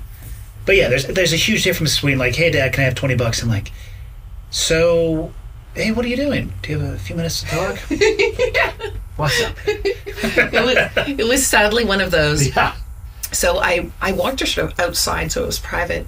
Before you tell me this, did you, when she made that first comment to you, did it hit your radar at all in the years before? That there was something wrong? Just the way that she phrased it, because the way when you described in my own life, I've never done anything like you have done when it comes to exposing something like that. But as soon as you described the impact that it had on her, the first thing I thought in my head was there's obviously a reason why it meant so much. But that's another one of those things where it's easy. You can hear them say it, but you may not necessarily. It's much like somebody who passively in a conversation is like, fuck, I'm not doing that well. That's why I was just curious. I didn't mean to interrupt you. I was just curious if it hit your radar at all, that first comment. I would argue this is the difference between someone who has your background and experience and regular people, civilians, because you can't afford not to miss things like that. It's life and death, whereas the rest of us are kind of lazy. We are not at that heightened state. You take it for granted because that's how you work, but we don't. We don't have to have that. I must say, listening, because I wanted to listen specifically to some of your podcasts before coming on and get a feel for the guests. And I was really... Which one did you pick? I listened to Sarah Wilkinson. Yeah. And it really made a huge impression on me. On the one hand, one of the things I found fascinating was how you could tell how much she was still in love with her husband. She was just illuminated by that love. Like, the look on her face when she talked about him really made it, like, it just was gut-wrenching for me. Yeah. And then I looked at all the ways we civilians miss things. Like this, and she could go back, hindsight's 20/20. You can always see it when you look back when you're a civilian, but you can't afford to miss it when your life is on the line. So I think you have a heightened sense for that. I'm ashamed to say I did not pick up on that. I missed it. When she said that he was working at and his coworkers missed it though too. So you know what I'm saying? Yeah. Like, it's not. I don't know if we necessarily have an attuned radar to it. Yeah. I have the friends I have who have killed themselves. I didn't see it coming either. You know who picked up on it with him was with the Chad Wilkinson was his kids. Yes. And you know what's fascinating about what he was doing, and he couldn't even know it himself or say it. It's that thing that Merzenich talks about when the brain can't answer the question, it starts to degrade all systems. So you start to do odd things. So he's on the landing and he's looking up. And you said that's weird. Why would you be on the landing? It's just abnormal behavior. Yeah. So one of those things we need to do with suicide is start watching for abnormal behavior, because the person themselves can't even answer the question. So we have to recognize that that's the state they're in. You know, there's something wrong. And she said to him at one point, where are you? She either said, where are you going or what are you doing? And he said, I don't know. That's not being able to answer the question again. Yeah. So I don't know. I want to put something together on this where, you know, people get educated that the brain is falling apart. And I said to Merzenich, I said, is it accurate to say that the brain that's suicidal is like a sped up Alzheimer's? I thought he was going to say, you're crazy. He said, absolutely. And people with Alzheimer's do weird things. They'll take the toaster and put it in the fridge, right? Their brain is degrading. Is that normal? That's currently where my toaster is. Well, I'm sorry to hear that. Michael is yours, yeah. Yeah. Anyway. I mean, I've put a toaster in some weird spots, and then because I wasn't thinking about it, I'm like, oh, dishwasher and toaster don't mix. I'm like, I'd take that out of there. I went to put the electric kettle onto the gas burning stove and turned it on, sorry to say, and wrecked the stove and the kettle. That's a boss move, for sure. Yeah. Because you didn't just wreck one, you wrecked them both. I wrecked both. Deeply appreciate that. I just wasn't thinking, right? An accelerated Alzheimer's. You know what's fascinating to me is that in the year 22, how little we actually know about the brain. We know a ton. We know a ton, but we don't know that. Yeah. Okay, let's put it this way. The neuroscientists know so much about the brain, it's not even funny. It's not reaching us. What percentage do you think they know? Huge. 50% about the human brain? A lot. I'm going to say they know, mind you, I have a deep background in medicine here, so this is probably very accurate. I think they know 11% about the brain. They would probably agree with you. You know, one of the things that I try to get my reader to pay attention to, especially if they're a kid and they're getting attacked, never forget, your brain has 86 billion neurons. That's 86 billion brain cells. And the only thing that neuroscientists can come up to create an analogy for that is the galaxy. That's how big your brain is. It's galaxy size. So I think when you say 11%, you're probably right. But they do know so much that we could be using. But anyway, my student comes up to me, I got to talk to you. I go outside. She says to me, I'm being sexually harassed by a teacher. And honestly, I looked at her and I thought, well, don't tell me, because I don't want to know. I don't want to have any part of it. I know what the system is going to do. It's going to chew you up and spit you out. It's corrupt. Don't go to the teacher regulation branch. I don't trust them. They would ruin someone like you. You're vulnerable. You've got mental health issues. You're from another country. She's an international student from China. I'm like, you are the perfect victim for them. I will not send you there. I will have nothing to do with it. And so she had been in the homestay program with the director of the school, so principal of the school and his wife. And they had adult children that had grown up and moved away. And there was another boy that had stayed there as well. And she was living with her dad, who had come from China for the final year. The director of the school had told us at the end of the last year, her mental health is not stable. We cannot keep her in our home. If she's gonna stay at the school, her dad has to come. So her dad came. So she's living with her dad. So I said to her, and the principal is my champion. The person that hired me when I'm a whistleblower, he's just a wonderful person. Any trouble I had, he treated my son Angus so well at school. I just knew he was safe. So I said, look, let's go, and talk to the principal. He'll know what to do. We can trust him. Because she was freaking out. She was going, I can't tell. I don't want him to get in trouble. I just want this to be over. I can't hack it anymore. He's sending me all these texts and I can't get him to stop. And she goes, you can't tell anyone. I said, okay, let's just go and talk to the principal. It is the principal. I was just going to say that. See, that's the difference between you and me. As soon as you said that the principal came out and was saying she can't stay in the house anymore because she has mental health issues, it's laying the foundation to put things back on her. And he's just an accomplished predator, is all it is. He's laying he is the perfect public facade. As soon as you said that, I'm like, it's the fucking principal.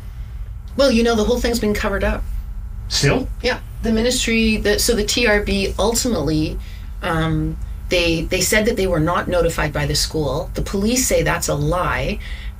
They say they were never informed and that it was my fault, that I should have directly informed them. But I had reported everything to the ombudsperson's office, that they were completely corrupt, and said, I said to the ombudsperson's office, you guys got to get your job done, because I'm not sending this girl into that place. It's dangerous. It's like sending a prisoner into a jail where they're going to get beaten. I'm like, I'm not doing it.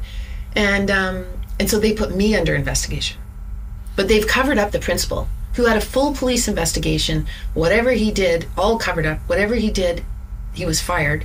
The school said to everyone publicly he was retired early, and that, stress leave, sick leave, all kinds of stuff like that. And they celebrated him right in front of her at graduation. And then she went off to university, and I thought she was safe there too, because I don't pick up on these things like you do. She went off to school, and I'm like, now, phew, she's on the mainland, she's safe, she's at university, she's on the synchronized swim team, she's a brilliant scientist. She's going to just never look back at this horrible experience. But he pursued her at university. Really? I called the police. I'm like, how the hell does he have access to her? How come there's no restrictions on him? How come there's no restrictions on his teaching certificate? Did they do anything about it? The police said, we can't do anything about it. They wouldn't let us charge him. They wanted to do restorative justice. Well, one, I feel like it's not his first victim. Probably not. Would be my first guess. Yeah. It's never the first victim. Forget the stat. God, was it Paul Sharp who was telling me this? It might have been. For the sake of this, we'll say it's my buddy Paul Sharp, who has worked in law enforcement for a long time. But I think the stat was, when it comes to specifically these type of predators, it's usually like the 10th or 11th victim that they actually get caught on. And it's whether because they develop like this kind of like laissez-faire attitude about what they're doing, or they're like, I've been doing this for so long. But it's generally, obviously speaking broadly, generally not the first victim that comes forward. Well, that's the same with the other teachers. When you're a social predator, you do the same thing year after year after year. So you can get a kid in second year university going, yeah, that's exactly what it was like. And then a kid in grade 10 going, yeah, same thing's happening, right? They don't stop. They never get healthy unless they actually go off to rehab and are properly, they could be rehabilitated, especially if you caught them the first time. Do you think that everybody can be rehabilitated? No. I was going to say, there's some crazy fuckers out there. Yeah, no, they can't. I always use Jeffrey Dahmer as an example. I think, yeah. I also just watched the Netflix show on him, which I actually really don't recommend. He liked to kill and eat people. That's all. There you go. That's the documentary, people. It's actually not a documentary. It's, what do they call it, where an actor is portraying it and they're hitting kind of like the highlights? Docudrama. He killed and ate people. Did he come from abuse? Did they go into his childhood? Like, was he an abuse victim, or he just was crazy? Man, and this is one where it's hard to say in that type of program, because it wasn't a strict documentary. I don't know what they put in there and what they chose to leave out. I don't remember it being, depending on what people's threshold of abuse may be. I think probably perhaps, but also I also think there's some cracked eggs right out of the carton sometimes. Yep. And if you're gonna like kill and eat people, I think you might be a cracked egg. Yeah. No, definitely. The one of the things I found so interesting was, like when you use brain scans to look at these kinds of people. So if you and I saw a picture of a kid getting punched in the face by an adult, let's say, or another kid, it would activate an emotional response, right? It would activate empathy. We would relate to what it would feel like to be punched in the face. We'd feel horrible. We'd have an impulse to act, be compassionate, whatever. Stop the situation, save both kids, or whatever. If you are a sociopath, if you are a psychopath, and that could be narcissist, Machiavellian, depending on all the different things, and you've got a brain scan on, your brain doesn't even go to the emotional part of the brain. You have no emotions. Just stays flatline? No, it goes to cognitive linguistic. The fuck does that mean? It means the part of the brain that's really good at covering up, that really is really good at putting the Dr. Jekyll forward to cover up Mr. Hyde. That's how I interpreted it. I mean, that's not what the neuroscientist said, but that's what I went. Of course. Because you are thinking all the time about how are you going to manipulate? How are you going to get what you need out of the situation? Whatever type of abuse you're doing, you're covering it up. It's until those doors close and the massage chair comes out and the teacher reclines, it's all kept hidden. You're never doing it in front of other people. That's why when the teacher said about what they were doing to the kids at my son's school, they were like, oh, we didn't know it was hurting them. I was like, really? Then why didn't you do it ever in front of adults? Why were their parents not allowed to be at practices? Why did you tell parents not to stay in the same hotel as you when you were traveling? What? Yeah.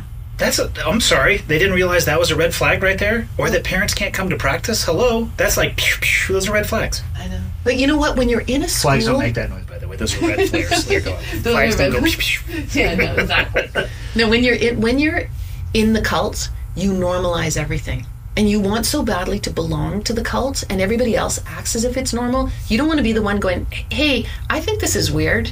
What do you guys think? It really gets weird. I prefer to be that person raging it. Like if I heard from any of my kids, practice is off limits to the parents, I'm like, no, I need a meeting with the coach right now. It's just weird. Gymnastics Canada, this is just blowing up right now. The fact that parents are not allowed to, and it's described as a culture of cruelty. These are little girls, and what they do to them is so sick they can't have any parents around. Yeah, it's blowing up, or is that the way? Imploding. Imploding. I know what you mean now when you say blowing up, so we're good. Think old school, yeah. We have the foundational vernacular laid out. God. Yeah. Oh, I just wish I could get my hands on some of these people, but I don't know what that says about me. Okay, back to the book. So, when did you realize that you were going to write this? Well, my student, when I found out about the fact that the teacher was still, principal was messing with her brain, I was really, really upset because I was receiving email after email from her talking about how mentally ill she was, how suicidal she was, how she couldn't stop crying, she was so full of self-loathing, she was so guilty for ruining his life, she hated herself. She felt guilty for ruining his life. Absolutely. By the time the system was done with her, of course this is the question she couldn't answer. By the time they were done with her, it was like, am I the perpetrator or am I the victim? A lot of that comes from him working on her, though, too. That's a lot of conditioning. Absolutely. And, he would say to her, don't let anyone see my text or I'll lose my job, which, of course, is what he did. The special victims police officer involved in all this, she stepped down after this. Done. It's just the system in where I live is so broken. Anyway, so she... I wrote to the police. I said, look, this is how I'm answering her. I'm not a therapist. I'm just trying to help this kid. I don't really have the qualifications. Is this okay, what I'm saying? Police wrote back and said, you have to keep writing. What you're saying is perfect. She needs the support. So it was summertime. I go off for summer. She writes me, can you have tea? I'm like, no, I'm away for summer. I'm sorry. And then I didn't hear anything. And always when I didn't hear from her, it was good. It meant she was happy at school. When she needed me, she needed kind of mom figure, she'd write me. So it's quiet. I'm like, great. She's finally, second year university. It's all good. And I get a letter from another student of mine who's close to her, who knows how much I tried to help her, just saying I won't say her name publicly, took her life. Fuck. Yeah. No, I'm sorry. That's rough. So that's when I started writing the book. After I got over I wrote this book for my son. I wrote this book for all the students that were bullied at that school. I wrote it for her. I wrote it for all kids who don't have the vocabulary. They don't know what's being done to them. They have no idea that their brain is being systemically damaged. Their parents don't know. The teachers, maybe even doing it, don't know. The coaches don't know, whatever. It's getting hurt and it needs to be fixed. I feel like deep down, and again, this is based on my robust experience in the medical field. I'm also a psychiatrist in my off time, but I feel like people who are hurting others at some level, they know it. I don't think you can hurt people and be truly oblivious to it. You can maybe choose not to pay attention, or you could push that away. But I just feel like a coach treating a kid like that, which is what they are. Can you possibly lay in bed at night and think back, fuck yeah, I nailed that. Did really good job. Really mentoring and just bringing up the next generation here. I don't think you can. I don't think in the quiet moments with yourself that you can really sit there and feel like you're doing the right thing. Now, that may not stop you from continuing to do the wrong thing, but I feel like they know it somewhere. So go back to the brain and what happens to the brain that has lost its capacity to feel empathy, and it's starting to process its reality through language and cognition. It's not actually staying up at night feeling anything. It's not feeling anything. It's lost empathy, and it even loses empathy with its own child. So imagine this scenario. I'm studying the British school system, which has been, just like everywhere else in the world, the most elite British schools are so rife with abuse that it's just sickening to read. We're talking about current or historically? Or both? I don't know. They're really trying to clean up. Very, very clear historically, same time in 70s, 80s kind of thing. Okay. And all those victims have come forward now, well, not all of them, but 300, 400. There's so many victims, it's unbelievable. So they're trying rapidly to change their system. But what I found fascinating was, in reading about this, parents would know that a school has a known pedophile and all kinds of emotional and physical abuse and cover up of all that's going on. But it was the school they went to. Let's say they went to Eton, they would send their own kid into that same school. How could you do that? Because they don't have any more, they've lost their empathy. They don't feel empathy for their kid. They're the parent that thinks their kid should represent their own ego. You know those parents where the kid needs to do X, Y, and Z to make the parent look good? And it's not really about, you know, you can't relate to that because you love your kids for who they are, but that's because you still have empathy in your brain. Someone who's had their empathy eroded is a mess. And so, how do you have it eroded? How does that through happen? bullying and abuse. Okay. So that's my whole thing is, you know, if we got these people rehab rather than just letting their brains go to hell in a handbasket, we could save them. What does the rehab look like? Like you say somebody who has lost their empathy being on the receiving end of bullying and abuse, what's the path back for them? So the first thing is don't cover up for what they're doing because you're just empowering them to do worse and more. Don't cover up for the person who has lost the empathy? Yeah, okay. Don't cover up for the abuser. Like, they have to be held radically accountable from the moment it's discovered. Like, completely accountable, full consequences. Like skinned with a potato peeler? Or Pretty much, yeah. Metaphorically or literally? Because I know people... Well, let's say metaphorically. Okay. Then you get to say to them, okay, and I have a little thing that I believe too. If you self-identify, then you don't have to have the radical consequences. You get to go into the rehab program. But if you come forward as an abuser, and you say, I'm mentally struggling, I'm doing terrible things, I need help, then you get to sideline the radical accountability consequences piece, and you can start to get rehab. Not that you would necessarily be allowed to be around victims again or whatever, you'd have to be monitored. But I think people might use that as an out. And by that I mean they'd realize that the noose is tightening around their neck, and then they would self-identify before somebody reported. Yeah, that's a good point. I'm always trying to like give them the benefit of the doubt, but that's, especially with this type of person, that's probably true.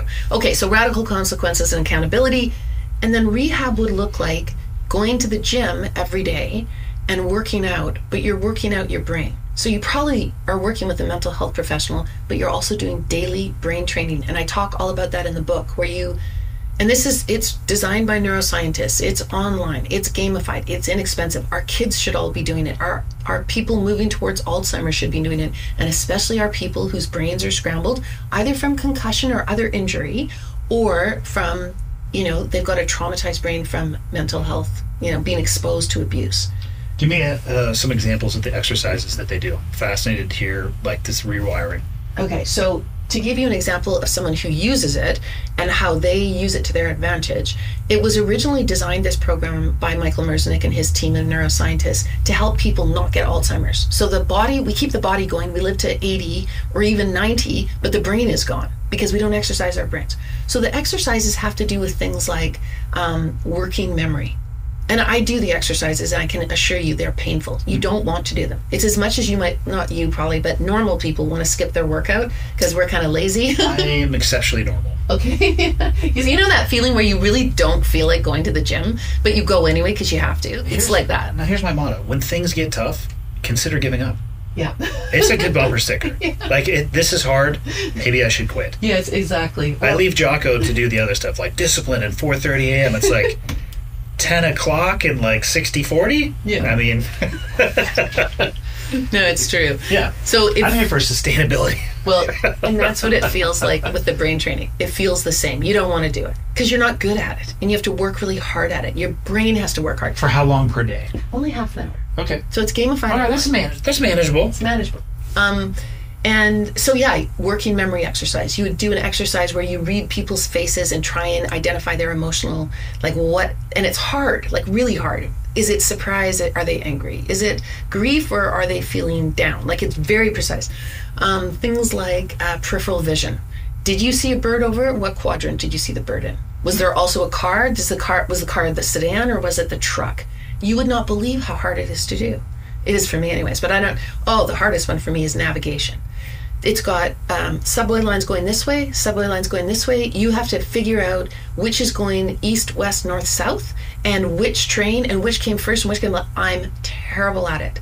I mean, I think the online personal trainer girl just kind of goes, okay, let's skip that one. You know, it's so bad. Anyway, those are the types of things you do. So, the neuroscientists are in the gym. They're working, in the gym. They're in the lab. They're working away. They're doing all this stuff. Alzheimer's patients. They get a telephone call, and it's Alex Guerrero, Tom Brady's trainer. And he's like, hey, just want to let you guys know, you do know that Tom uses your brain training every day. Really? And they're like, what? They didn't know. So they went down to his gym to see what he was using it for and what he was doing and so on and so forth. And he wrote about it all in his, wrote about it in his book, TB12, I think he calls it. And it's his method for being who he is. And think about it. Think of it from Alzheimer's. Well, he's 45 and he's competing with 22-year-old brains and outperforming them. And he, if you're a quarterback, you have to have incredible peripheral vision. You have to have empathy. You got to read the team and the coach and the opposing team and what they're going to do. You have to be anticipating what they're thinking, what they're feeling, and what they're intending. That's going to make you a superstar, right?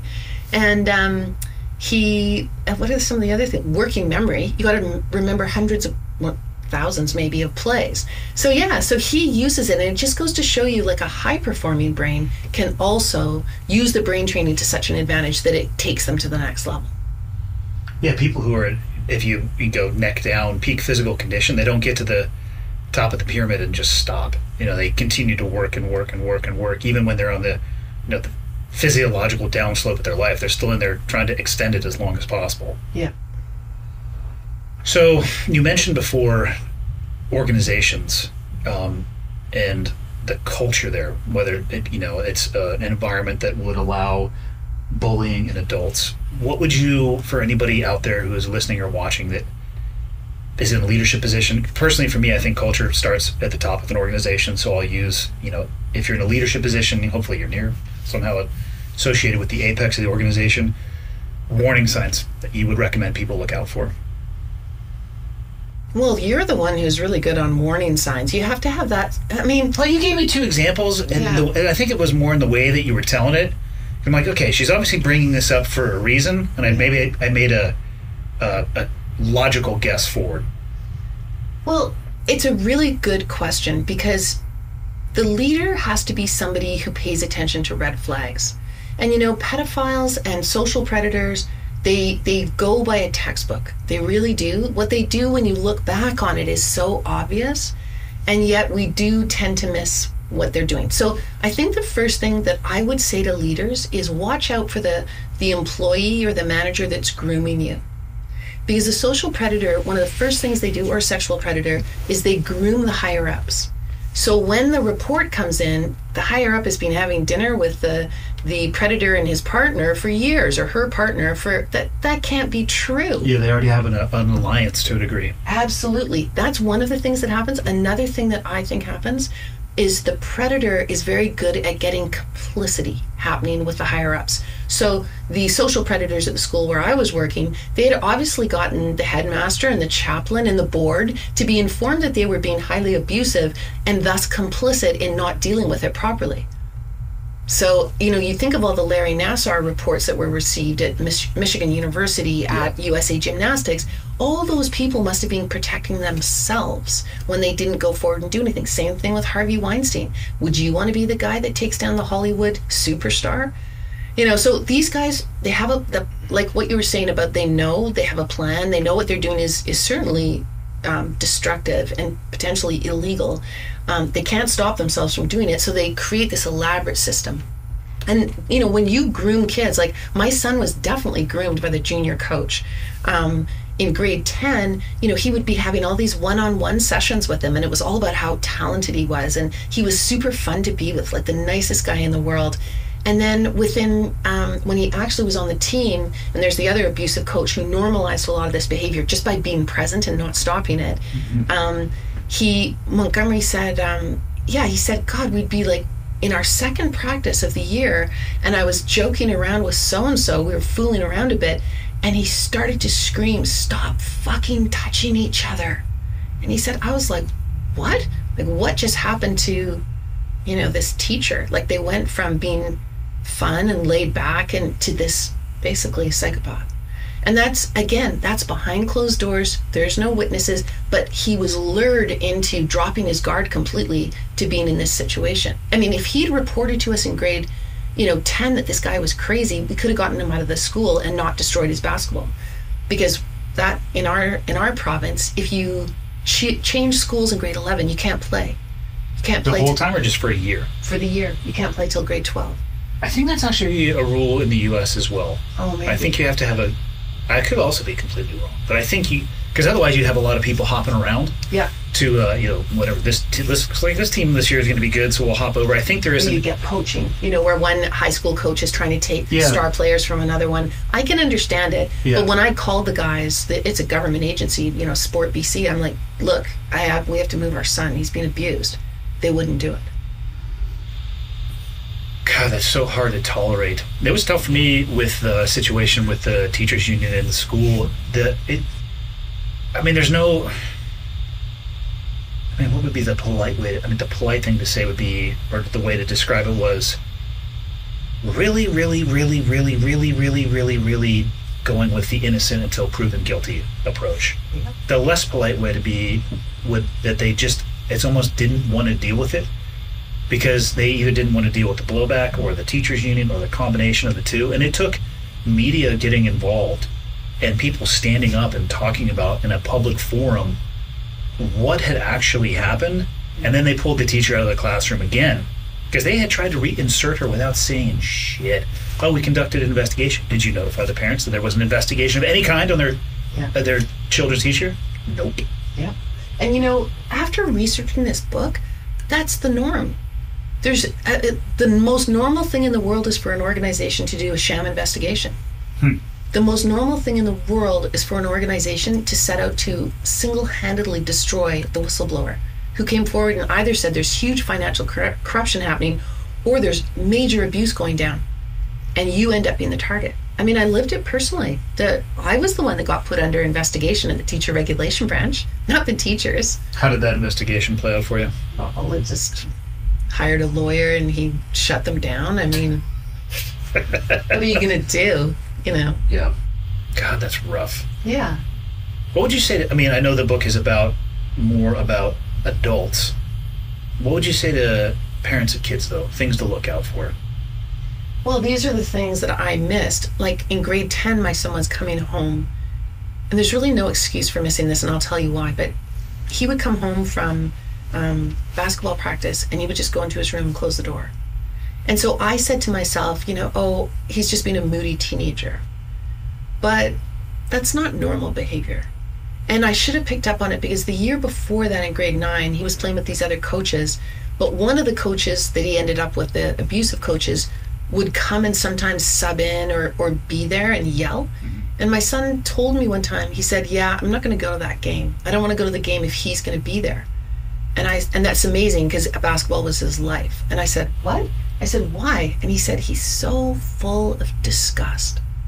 And I just, again, I'm telling you all the things I missed. So if I was a parent going back, first of all, I'd have a huge conversation with my kids and I'd supply them with the correct vocabulary. If a teacher or a coach or another parent or a doctor or the school facilities manager, anybody, if they do these behaviors, and I'd have my list for emotional, verbal, sometimes mixed with physical abuse. What does that look like? What are the words we use? Sexual abuse and grooming, child luring. What are the behaviors that a pedophile is going to use? Because, it's like the best analogy for kids and for parents really is what the social predator does is and this is what happened to me. I was in the school. I was in the cult, so I couldn't see it anymore for what it was. I was a teacher maybe before I was being a mom, and that's on me. But, it's the analogy or the parable where they fill the pot with nice cool water and they bring in the frog and the frog swims and it's lovely and it's nice and warm. But then there's just a little teeny bit of heat, like a little ooh, what was that? Gut instinct, like you were saying before. That doesn't feel quite right. That's a bit weird. But then they warm it up and warm it up and warm it up. And by the time that you know that it's going to kill you, you don't have the energy to jump out anymore. And that's what happens to sex abuse victims. They get so drawn in, such into the complicity of it, that they, as happened to my student perhaps, she never said she was complicit in any way, except she was a lonely kid from parents on the other side of the country, and he was so kind to me. But, I think vocabulary and knowing, and kids knowing that it hurts their brains, it's actually really, really serious, whether it's coming from an adult or a peer. and getting their school to start having that kind of a conversation. Not oh, it's old boys coaching or sweeping it under the rug. It's really, really serious. Yeah, I've always, and I'm sure a lot of parents are in the same boat, but I struggle with I don't struggle. One of the challenges, and I try to reinforce this, even when just for their own protection later in life, assume anything that you write on the internet exists forever, and that it could be pulled out in a job interview 5 years from now. And I say it in that perspective to hopefully try to shock them a little bit, like longer perspective of time.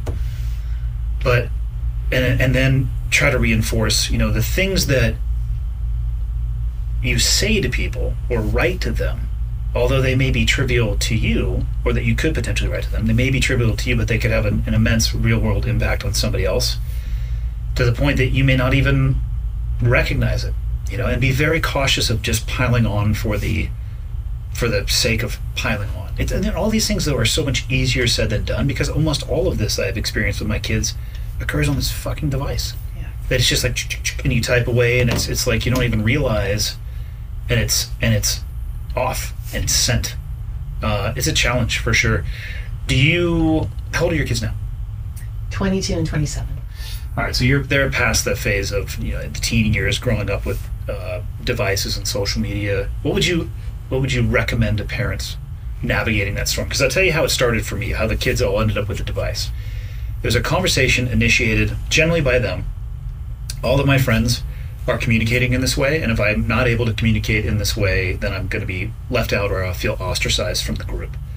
And at some point, it may be later in the teens, I'm not saying get somebody a cell phone at 9, but at some point they're going to get a device of some kind. What would you recommend for adults with their kids when it comes to making sure that they're acting in a manner that you would want to see them act on those devices, or not being the recipient, this bombardment of negativity coming their way? Yeah, it's first of all, in the research, which is really, really sweet, and I think parents need to know this, when I did a bunch of work on looking at the addictability of the adolescent brain. They're very, very susceptible to alcohol and marijuana and prescription drugs, even, as we know, and then obviously illicit drugs. And for them, it's a slippery slope, and they don't manage it well. And one of the key things that stands between kids that go down that path and kids that don't is the kids that have really close relationships with their parents and they want their respect. So I think parents can take that knowledge to the device and say, look, super open conversation. I mean, teenagers are reward seeking. If parents are showering them with lots of positivity and encouragement and never pointing out all the wrongs, but seeing all the good and making the effort to make an acknowledgement of it, that's going to be the best thing for keeping their kids safe, and keeping that door open that you can talk to me about anything, no matter how bad it is. I've got your back. We'll navigate it together. I am always here. If you feel things like you say, that gut feeling that there's something off or wrong, let's put that on the table and shine a spotlight on it and work it out together, because adults get manipulated too. I'm here for you. Let's figure this out. And then also, kind of code of conduct conversations like you have with your kids. Like, if you saw someone being bullied and didn't intervene, I would be really disappointed. Those kinds of messages, like if you were watching a kid be hurt through cyberbullying and didn't participate but didn't try and shut it down and be that person that says, lay off, back off, unacceptable, because we know in the research that can save a kid. Mm-hmm. I just think parents, it's hard. Like, all of us are expected to, everybody has to have a job now. Everybody has financial pressure. Everybody is expected to run the household. It's a hard time. And we're all caught in this bombardment of internet 24/7 too. We have to learn how to navigate it. So yeah, I just think that never forget how much you mean to your kids, even when they're lipping off or being hard to handle. That's natural teenage behavior. They actually are looking to you all the time for structure, for cues, for family holidays, for connection, for just hanging out, for not always making it about do this, do that, do this, do that. Just hang out with them. They really need that. And also remember, they're not grown-ups in the brain sense until 24, 25. And I know that's hard. Parents are exhausted. Mm-hmm. But we tend to think he's 21 and he can't get a job and blah, blah. It's a tough time right now. Economically, a terrible time for kids. salaries are garbage. They're not what they used to be in the 70s and 80s. It's hard. So the more you have that kind of empathy and are working with them as opposed to against them and their adolescent brain, you're going to have better outcomes. Yeah, like I said, I wish there was a textbook for being a parent. Yeah. There's certainly not. No, we all make so many mistakes. What's your next book about? It's called Cloud of False Echoes. Tell me more. It's called Cloud of False Echoes, Why the Truth Matters. And I'm looking at the present political climate and the war on truth. And I'm looking at U.S. political environment or Canadian political environment? U.S., Canadian, and Russia. Okay. But I'm not doing a big thing with the politics. I'm just saying, look, this is what's happened here. The truth has gotten to be something that can be openly, without consequences, manipulated in our world. I think that's pretty serious. I don't even think people are capable or willing to agree on what the truth is anymore. Yeah, but you know it's what? Crazy. So I looked at, and I write about this in the book. I'm like, what is the difference between an objective fact and an alternative fact? An objective fact, aka the truth, can be verified. An alternative fact cannot. It exists in someone's imagination. And they might want it really, really badly. Kellyanne Conway might want it so badly. But she can't have it. It's not the truth. Yeah, she can call it. How much you want something, yeah. Call it whatever you want, but it's not a fact. And you can't try and make it a fact by manipulating the language. I can't stand stuff like that. So that's sophistry. That's rhetoric. That's like manipulating what's going on with words, and it's not okay. Also, we call that politics in the U.S. It's politics. They gotta stop. They gotta stop. So yeah, that's what I'm looking. I'm looking at the truth. Why does it matter? Why do we have to fight for it? I think we're at the point where we got to stop, allowing someone like a Putin to just disseminate all this propaganda. Like, it's ridiculous, and people are actually believing it. Is amazing to me. It's like, no, we got to fight for the truth. Got to fight for good journalism, really good media. Can't let that go. It should be properly funded. The internet. That's going to be an uphill battle. I know. I mean,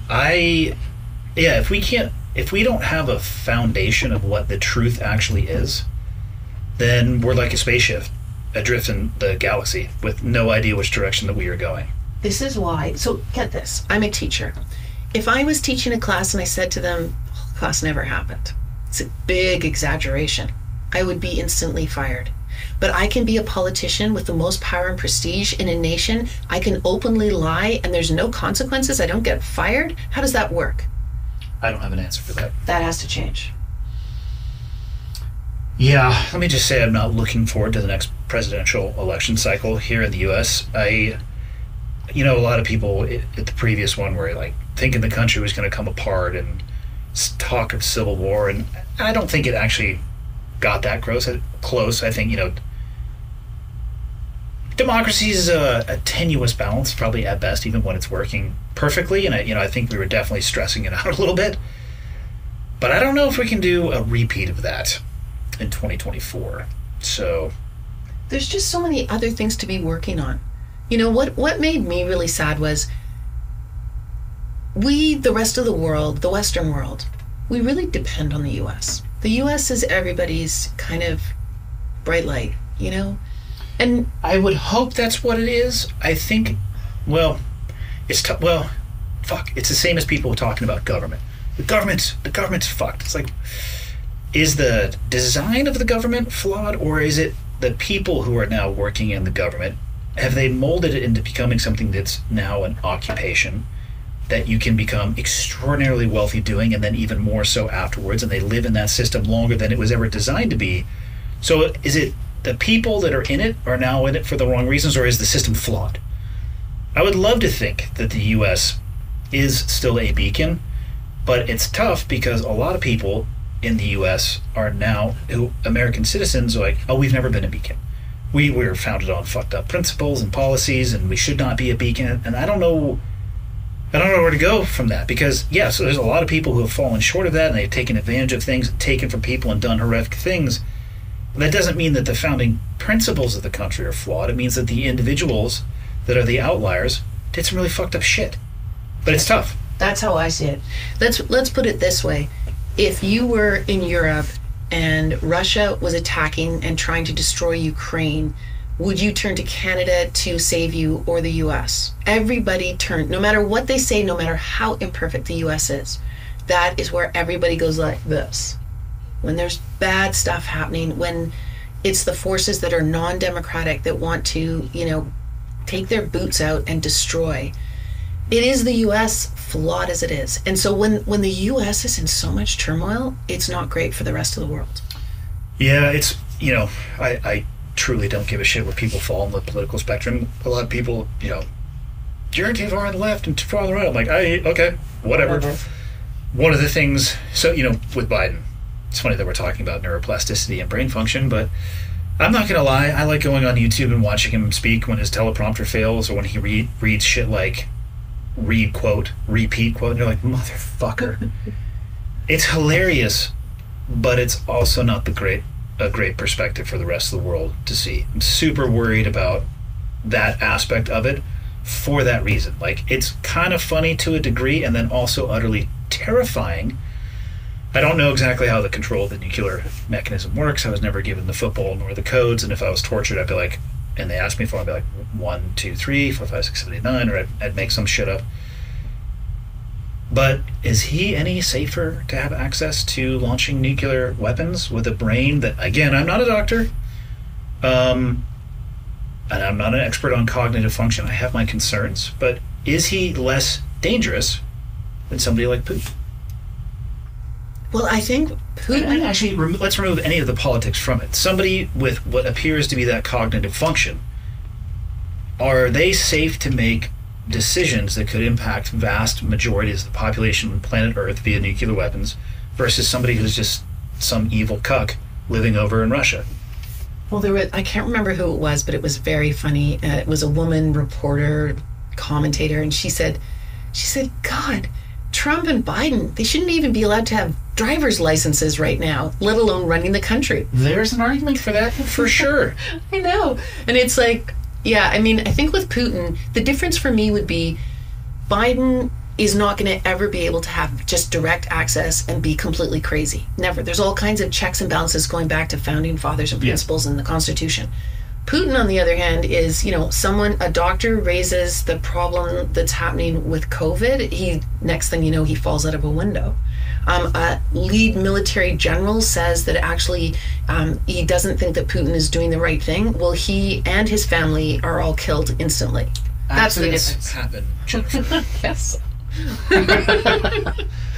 A lot of accidents happen maybe in Russia. Russia's a riskier place. I've been there. I tripped a little bit more than I normally did. It's hard to say. No, they're different. I also think I would have to believe that although Putin may live in a bubble, I certainly don't think that he would be like the actual person flipping the switch on the nuclear weapons. I have to believe, and I would hope that there would be a level of humanity if somebody else in that chain of command was told to do so, that they would not.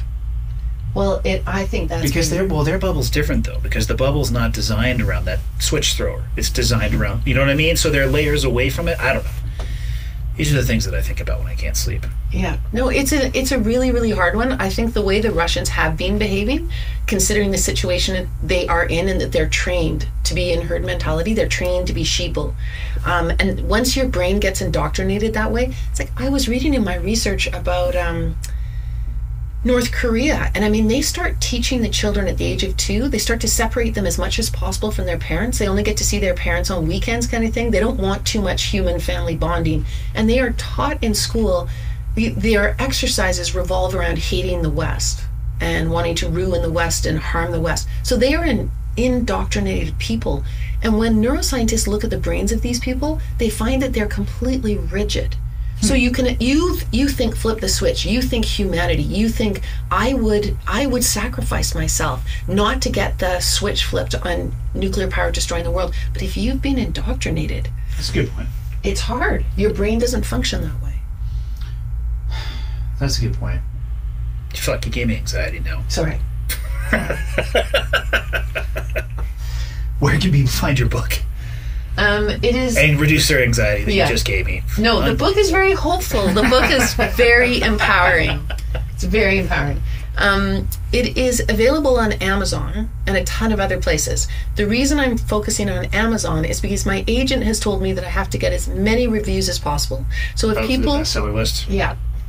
Bestseller. This will never be a bestseller. People have said it's a page turner about neuroscience, but it's not exactly, the kind of book that people just will die if they don't get. But if you do get it on Amazon, I would love a review. Fair. Social media presence, how much of it do you have? Where can people find you? My website is bulliedbrain.com, and then I use that as my handle for everything. So it's Twitter, Instagram, Facebook. It's all at Bullied Brain. And I'm very happy to talk to people. I do lots of, one-on-one coaching and speaking engagements, and I just help people who need help all the time. So don't hesitate. They can email me or write me on my website, and do reach out. I'm happy to help. You need another website above that, like an umbrella one that has all your other books. I suspect you're going to be a serial book writer. Yeah, I can't stop writing, that's for sure. Well, the problem is going to be is if you do your next social media handle, and then the next one and the next one. You need to have like a collected landed place where people can see the volume of your work. It's true. I'm using Bullied Brain with that idea that, because it's something that I'm not happy about with myself. I feel that I've ignored my brain throughout my life. I never went out there and learned anything about it. I ignored it, I bullied it, and I want to change that in my own life so I can use it as an umbrella. Okay. It's what I want to change. And I've been recently, while waiting for this book to be published, I am working on Cloud of False Echoes, but I also thought, maybe the way to get people to pay attention to their brain is through these really important international poetry contests. So I've written a few poems about the brain, too. There are international poem contests? Yes, there are. And you can find some of my award-winning poems, shortlisted poems, about the brain. That is a classic look. I wish I could take a photograph of that look. You look completely just disappointed and sad.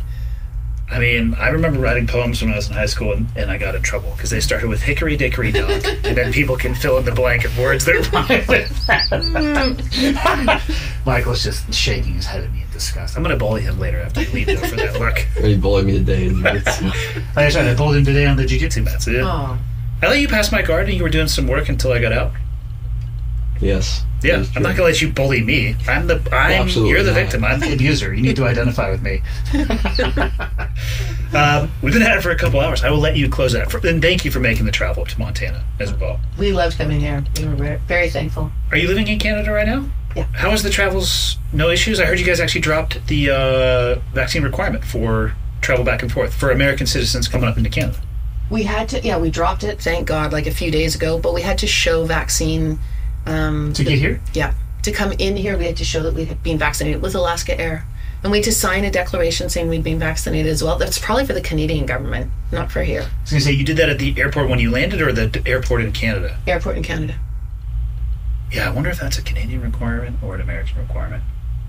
I don't know. I hope all this stuff normalizes and everybody just chills out a little bit. I mean, this is the first time we've left the country since COVID started. I mean, Canada is 60 miles from where we are right now. I know. And it's like, Fernie's got snowboarding up there, Banff.